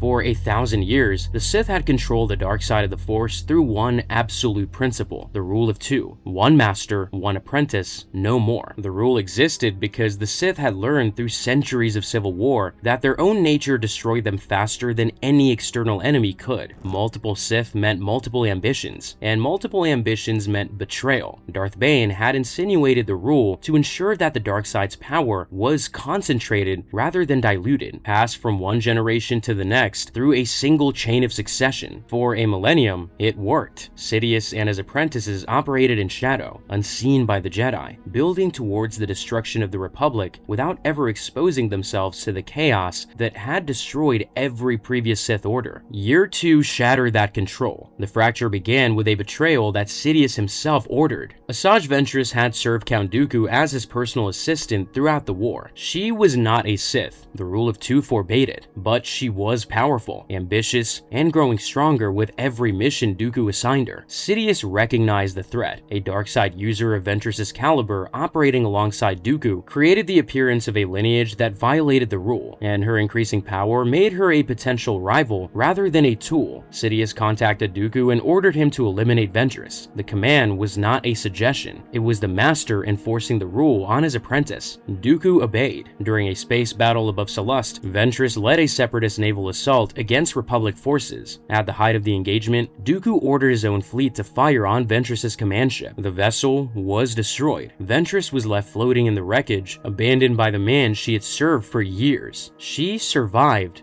barely. Her body was recovered by a scavenger vessel, and she made her way back to the one place in the galaxy where she still had a claim to belonging: Dathomir, homeworld of the Night Sisters. Mother Talzin, the leader of the Night Sister clan, took Ventress in. The Night Sisters practiced a form of dark side magic distinct from Sith tradition, rooted in Dathomir's unique connection to the Force and passed down through matriarchal ritual. Talzin and Ventress devised a plan to assassinate Dooku. Two Night Sister warriors accompanied Ventress to Dooku's palace on Sereno. They attacked under cover of an invisibility spell woven through Dathomirian magic. The three assassins moved through Dooku's residence like ghosts, passing guards and security systems without triggering a single alarm. They reached his private chambers while he slept. Ventress ignited her lightsabers. The Night Sisters flanked from both sides. Dooku woke to blades already swinging towards him. He fought back with force lightning that illuminated the darkened chamber in crackling bursts, driving the attackers apart. The Night Sisters pressed him from angles that a single opponent could not have covered, but Dooku's mastery of the dark side was deeper than theirs. He turned their own coordination against them, using the Force to hurl one Night Sister into the other, and then focusing his full power on Ventress. The assassination failed. Ventress and the surviving Night Sister retreated to Dathomir. They had come closer to killing Dooku than anyone since the war began. It was not close enough. Talzin pivoted to a longer strategy. If she could not kill Dooku directly, she would destroy him from within. She would gift him a new apprentice, one powerful enough to earn his trust, and trained to serve as an instrument Talzin could activate at the moment of her choosing. The candidate would be a Zabrak warrior from the village of Brother Viscus on Dathomir, selected through brutal combat trials designed to identify the strongest fighter among the Night Brothers. The trials were savage. Night Brother warriors fought each other in elimination rounds, overseen by Ventress herself. The strongest contender was Savage Opress, a massive Zabrak whose raw physical power exceeded anything the other candidates could match. Savage's brother Farrell also competed, but was the weaker of the two. When the trials reached their final stage, Ventress orders Savage to kill Farrell as proof of his commitment. Savage obeyed. He seized Farrell by the throat, lifted him off the ground, and broke his neck. The act was not willing. Savage's eyes during the killing showed a man being hollowed out, not hardened. Mother Talzin then subjected Savage to a ritual of transformation. Dathomirian dark magic flooded his body, amplifying his physical strength, his connection to the Force, and his capacity for violence while eroding his free will. The Savage Opress who emerged from the ritual was larger, stronger, and more volatile than the warrior who had entered it. He was also less himself. The magic had stripped away the parts of Savage that hesitated, that grieved, that questioned. What remained was power without direction and rage without an anchor. Dooku accepted Savage as his new apprentice and trained the Zabrak in lightsaber combat and dark side techniques. He sent Savage to Toydaria with a specific instruction: capture King Katunko alive. The mission required restraint. Savage had none left. He killed Katunko with a level of force that far exceeded the mission's requirements. The failure revealed a fundamental flaw in Talzin's design. Savage was too powerful and too unstable to be controlled by anyone. When Dooku punished him, Savage's rage turned on his new master. When Ventress arrived to activate her agent, the three-way confrontation that followed proved that neither Dooku nor Ventress could command him. Savage found both of them simultaneously. Dooku's lightning and Ventress's blades could not contain him. Savage broke free and fled Dathomir entirely, rejecting every master who had tried to own him. Before his escape, Savage's violence had already announced itself to the Jedi.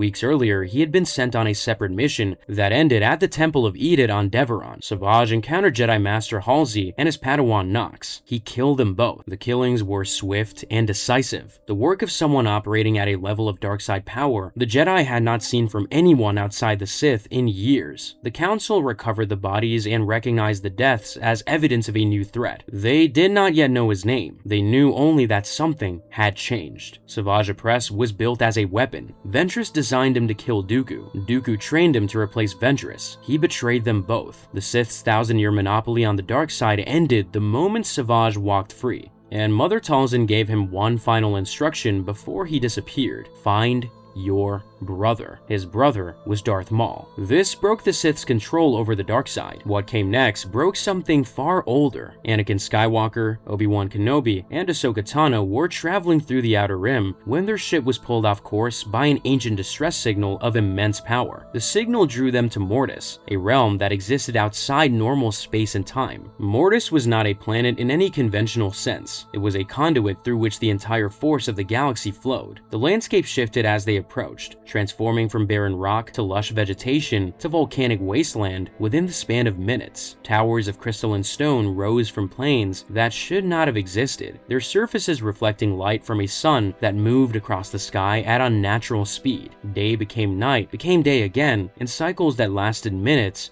rather than hours. The Force was not simply present on Mortis, it was the atmosphere. Every step the Jedi took resonated with an energy that made Coruscant's temple feel like a faint echo of whatever this place truly was. Three beings inhabited Mortis. The father represented balance, the daughter embodied the light side, and the son embodied the dark side. The father was ancient and dying. His power to control his children was fading. The son had grown ambitious, straining against the boundaries his father imposed. The daughter remained loyal to the balance, but cannot contain the son alone. The father had drawn the Jedi to Mortis for one reason: to test whether Anakin Skywalker was the chosen one. The test was direct. Anakin was placed between the son and the daughter and asked to control them simultaneously through the Force. He succeeded. He held both beings in check at the same time, demonstrating a command over both aspects of the Force that no Jedi in recorded history had matched. The father confirmed what the Jedi Council had long suspected and never fully trusted: Anakin Skywalker was the chosen one. The prophecy was real. The son immediately moved to exploit this. He recognized that Anakin's power made him the most valuable asset in the galaxy, and that Anakin's emotional vulnerabilities made him controllable. The son attacked Ahsoka, infecting her with dark-side energy and turning her against Anakin and Obi-Wan. The daughter sacrificed her life force to purge the corruption from Ahsoka, saving the Padawan, but fatally weakening herself. The act transferred a portion of the daughter's essence into Ahsoka, creating a bond with the Convor Mirai that would follow her for the rest of her life. With the daughter dying, the son made his most devastating move. He showed Anakin the future. Anakin saw everything. He saw himself kneeling before Palpatine and accepting the name Darth Vader. He saw the Jedi Temple burning. He saw the younglings dead on the council chamber floor. He saw Padme dying on a medical table while he stood encased in black armor, breathing through a machine. He saw the Republic replaced by an empire and the galaxy plunged into darkness under his own hand. The vision was complete, specific, devastating. Anakin saw the totality of what he would become. The son's gambit worked. Anakin did not reject the vision, he internalized it. The fear that had been building inside him since his mother's death on Tatooine, the terror of losing Padme, the growing suspicion that the Jedi Council did not trust him and never would, all of it found confirmation in what the son had shown him. Anakin did not turn to the dark side out of malice. He turned out of desperation. He believed that if he embraced the son's power on Mortis under controlled conditions, he could use it to rewrite the future before it arrived. The logic was the same logic that would eventually destroy him. The conviction that love could justify anything, even the darkness required to protect it. The son showed Anakin every atrocity he would one day commit as Darth Vader. Anakin saw his own future in full and fell to the dark side. Then, the father wiped his memory. Anakin walked away from Mortis not knowing what he had seen. The one person in the galaxy who had been given a chance to change the future was made to forget it existed. The father intervened. He could not allow the chosen one to leave Mortis carrying knowledge of a future the Force itself had not yet decided. He used the last of his power to erase Anakin's memory of the vision. Every image of the temple burning, of Padme dying, of the black armor and the mechanical breathing was stripped from Anakin's mind. He would not remember Mortis or the future he had been shown. He would walk back into the Clone Wars carrying the same fears, the same attachments, attachments and the same vulnerabilities that the vision might have allowed him to confront. The father then sacrificed himself to strip the son of his immortality. Anakin, acting on instinct rather than corrupt allegiance, destroyed the son. The daughter was already dead, and the father was dying. The three beings who had maintained the Force's balance for eons were gone. Anakin, Obi-Wan, and Ahsoka left Mortis. None of them fully remembered what had happened. The realm collapsed behind them, and the cosmic balance the father had maintained was shattered. The Force itself was now unanchored in ways the Jedi would not understand until it was far too late. The Chosen One had been shown his destiny and stripped of his knowledge. The galaxy's oldest guardians of balance were dead. And on the fringes of known space, Savage Opress was hunting for a brother who had spent a decade on the edge of madness with nothing left inside him but hatred and the memory of being cut in half by a Jedi on Naboo. The careful architecture Sidious had maintained for decades was no longer the only dark side power structure in play. Ventress was free, carrying her own agenda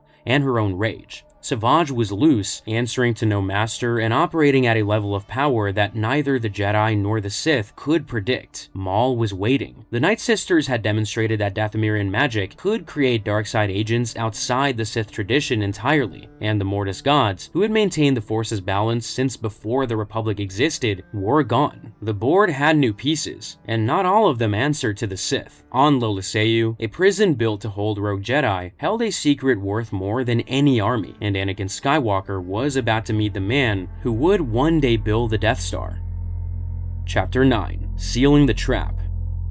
Two events in the war's final months would shape the galaxy's future more profoundly than any battle or Senate vote. On a prison world called Lola Seiyu, Anakin Skywalker met the man who would one day build the Death Star. And on a hunting moon in the Trandoshan system, Ahsoka Tano discovered she could survive the galaxy's worst horrors without her master beside her. The Clone Wars' second year ended the way Palpatine had always intended. The Republic was so deeply committed to the conflict that reversing course would destroy it faster than continuing. The banking system was captured, the peace movement was dead, and the Jedi Order's moral foundations were cracking under compromises no one was willing to name. The dark side had fractured into competing powers that no one could control. The Citadel was a separatist prison facility on Lola Seiyu, a volcanic world in the Outer Rim. The prison had originally been built by the Republic itself, designed specifically to hold rogue Jedi who had fallen to the dark side or defected during previous conflicts. Its walls were lightsaber resistant, its containment fields were electrified and tuned to disrupt Force concentration, and its sensor grids could detect the unique biosignatures of Force users. When the Separatists captured Lola Seiyu, they inherited a facility purpose-built to imprison the very people the Republic would send to rescue anyone held inside it. The prisoners who mattered most were Jedi Master Even Piell and Captain Will of Tarkin. Both had been captured during a Separatist ambush while carrying critical intelligence, the Nexus Route Coordinates, a set of hyperspace lanes that provided direct access to the strategic heart of both Republic and Separatist space. Piell carried half, and Tarkin carried the other. Neither could complete the picture alone. If the Separatists extracted the full coordinates, they would possess a direct invasion route to Coruscant. The rescue mission was not optional. Anakin and Obi-Wan led a team that included Ahsoka, Captain Rex, Commander Cody, and a squad of clone troopers. The Citadel's lifeform detection systems required an unconventional approach. The entire rescue team was frozen in carbonite blocks and smuggled onto Lola Seiyu aboard a transport ship. The carbonite freezing was dangerous and disorienting, and the team emerged on the volcanic surface stiff, nauseated, and temporarily impaired. The landscape around them offered no cover. Lava rivers cut through blackened rock in every direction. The air was thick with sulfur and volcanic particulate that degraded their helmet filters within minutes. The Citadel loomed above them on a volcanic plateau, its walls carved from the same dark stone as the terrain around it. Between the landing site and the prison entrance, the ground was laced with sensor tripwires and electromines calibrated to detonate on contact with organic tissue. The team navigated the minefield on foot, testing each step while the clock ran down on their element of surprise. The extraction was brutal. The Citadel's defenses were designed to counter Jedi abilities, and the Separatist warden, Ozi Sebek, had been expecting a rescue attempt. Commando droids held fortified positions throughout the facility, and clone troopers were killed during the initial breach. The team reached Piell and Tarkin, freed them both from their cells, and began fighting their way out. The escape route collapsed behind them multiple times, forcing detours through volcanic terrain where lava flows and Separatist patrols created a constantly shifting maze. Even Peel was killed during the extraction. The Jedi Master was attacked by Anubas, predatory creatures native to Lola Seyu's volcanic landscape, while defending the group's retreat. Ahsoka later claimed Peel had passed his half of the Nexus route coordinates to her before dying. Tarkin disputed this, insisting the information should be given to him. The disagreement was small. What it foreshadowed was not. Tarkin made no effort to conceal his contempt for the Jedi's methods throughout the mission. He criticized their adherence to restraint and mercy in combat situations where overwhelming force and ruthless pragmatism would have been more effective. The Republic was losing the war, Tarkin argued, because its military leadership was constrained by a code of ethics designed for peacetime, applied by an order of monks who had never been suited for command. Anakin listened. He did not disagree. The alignment between Anakin Skywalker and Wilf Tarkin was quiet, informal, and enormously consequential. Tarkin respected Anakin's willingness to break rules when the situation demanded it. Anakin respected Tarkin's clarity of purpose and his refusal to let institutional tradition interfere with operational effectiveness. Neither man articulated the full implications of their agreement. They did not need to. 2 decades later, Grand Moff Tarkin would command the Death Star, and Darth Vader would stand beside him as it fired on Alderaan. The relationship that made that partnership possible began in a volcanic prison while clone troopers died around them. Tarkin told Anakin that the Jedi's restraint would lose the war. Anakin agreed. The ideological foundation of the Empire's most destructive partnership was laid on a volcanic prison world, while a Jedi Master's body cooled on the rocks behind them. While Anakin and Tarkin forged an alignment that would outlast the Republic, Ahsoka faced a trial that would define the rest of her life. During a battle on Felucia, Ahsoka was abducted by Trandoshan slavers. She was transported to the moon of Waska, a private hunting reserve where Trandoshan sport hunters captured sentient beings and released them into dense forests to be hunted for trophies. Ahsoka was dropped onto the island with no lightsaber, no communicator, and no way to contact Anakin or the Republic military. She was entirely alone for the first time since becoming a Padawan. The island was not empty. Other captives had survived previous hunts. Among them were Jedi younglings captured from various battlefields and transported to Waska. They were frightened, demoralized, and surviving day to day by hiding from Trandoshan hunting parties that swept the forest in armed skiffs. They hid, they ran, and they waited to be found and killed. Ahsoka refused to accept that. She organized the surviving captives into a guerrilla resistance, mapping the Trandoshan's patrol routes by observing their skiffs from the forest canopy over several rotations. She identified the gaps between sweeps and used those windows to move the younglings into defensible positions on higher ground, teaching them to build snare traps from vines and deadfall that could disable a skiff's repulsor lift if positioned correctly across the flight path. She assigned roles based on ability rather than age, putting the strongest younglings on perimeter watch and the most force-sensitive on early warning duty. The hunting ground that had been designed to terrorize its captives was being turned into a network of ambush points by a Padawan who refused to play the role the Trandoshans had assigned her. Fellow captive Khalifa, a Jedi youngling who had survived on the island longer than anyone else, was killed by the Trandoshan hunters during one of the early engagements. Her death hardened Ahsoka's resolve. Khalifa had survived for months through caution and concealment. She died the moment she chose to fight. Ahsoka absorbed that lesson without letting it paralyze her. The risk of fighting was real. The certainty of dying while hiding was worse. The uprising's turning point came when a young Wookiee warrior named Chewbacca was captured by the Trandoshans and dropped onto the island. Chewbacca brought raw physical power and a fury the Trandoshans had not anticipated from their prey. Shortly after, a Wookiee rescue party led by General Tarful tracked the hunting operation to Waska. When Tarful's force arrived, the balance shifted entirely. Ahsoka coordinated the combined force of Jedi younglings, Chewbacca, and Tarful's Wookiee warriors into a unified assault on the Trandoshan hunting lodge. The hunters, accustomed to chasing terrified captives through the forest, found themselves under organized attack by an enemy that was no longer running. The Trandoshan operation was destroyed, and the captives were freed. Republic forces eventually located the moon and extracted the survivors. Ahsoka was hunted on a moon where every other captive had accepted death. She built a resistance from nothing, allied with Wookiees, and burned the hunting lodge to the ground. The Padawan who had lost her squadron over Ryloth had become a commander who could survive without her master, without the Council, and without the Republic. She did not know it yet, but Anakin had already begun to lose her. Ahsoka returned to Anakin and the 501st and resumed her duties, but the experience had changed her in ways that would become visible over the following year. On the hunting moon, Ahsoka had led without Anakin's guidance, without the Jedi Council's authority, and without the Republic's resources. She had built a resistance from nothing and liberated herself through her own leadership. When the Jedi Order expelled her, when the siege of Mandalore tested everything she had learned, and when the decades of resistance that followed demanded a leader who could stand alone, the roots of that strength trace back to a hunting moon where Ahsoka Tano refused to hide. Anakin's inability to locate Ahsoka during her captivity deepened the fear that had been growing inside him since the war began. He cannot find her through the Force. He cannot save her. The experience fed the same attachment Sidious had been cultivating since Anakin was a boy, the terror of losing the people he loved, and the conviction that he needed more power to protect them. While the Jedi fought and the Senate spent, the war's true endgame was taking shape in places no one was watching. Lieutenant Commander Orson Krennic, operating under the Republic's classified Special Weapons Division, had identified the pacifist scientist Galen Erso as the key to solving the energy problems that plagued the Republic's most ambitious secret project. Erso and his wife Lyra had been imprisoned by the Separatists on the planet Vault. Krennic orchestrated their rescue, positioning himself as Erso's survivor and indebting the scientists to the Republic. Erso believed his research into kyber crystal energy applications would provide sustainable power for war-ravaged worlds. He envisioned reactors that could restore electricity to planets whose infrastructure had been destroyed by Separatist bombardment. He saw his work as healing. He told Lyra that if the research succeeded, the war's devastation could be reversed within a generation. Krennic knew better. Every breakthrough Erso produced was funneled directly into the primary ignition systems of the battle station already under construction in orbit above Geonosis. The weapon that would define the Empire was being built in secret above a planet the Republic had conquered twice, and its most critical component was being developed by a man who had no idea what his work was actually for. The visible war consumed the galaxy's attention. Battles made headlines, and generals became legends, while soldiers died by the thousands on worlds whose names the Senate could barely pronounce. But the war that mattered most was the one fought in banking offices, classified research facilities, and the corridors of power where men like Krennic and Palpatine operated. The economy was captured, and the peace movement was murdered. The Chosen One had been shown his future and made to forget it, and the Death Star was being assembled in secret, powered by research stolen from a man who thought he was saving lives. Year 1 built the trap, and Year 2 sealed it. The Republic's economy was chained to war. Its Senate was bought, and its peacekeepers were breaking under the weight of compromises no one was willing to name. The Chosen One had seen his own destruction and been made to forget. Every door that could have led to peace was now locked, and the only path left ran straight through the darkness. The darkness was waiting. If you made it this far, you already know the worst is still ahead. Subscribe and turn on notifications for part 3, where the trap finally closes and everything the Republic has left is taken from it.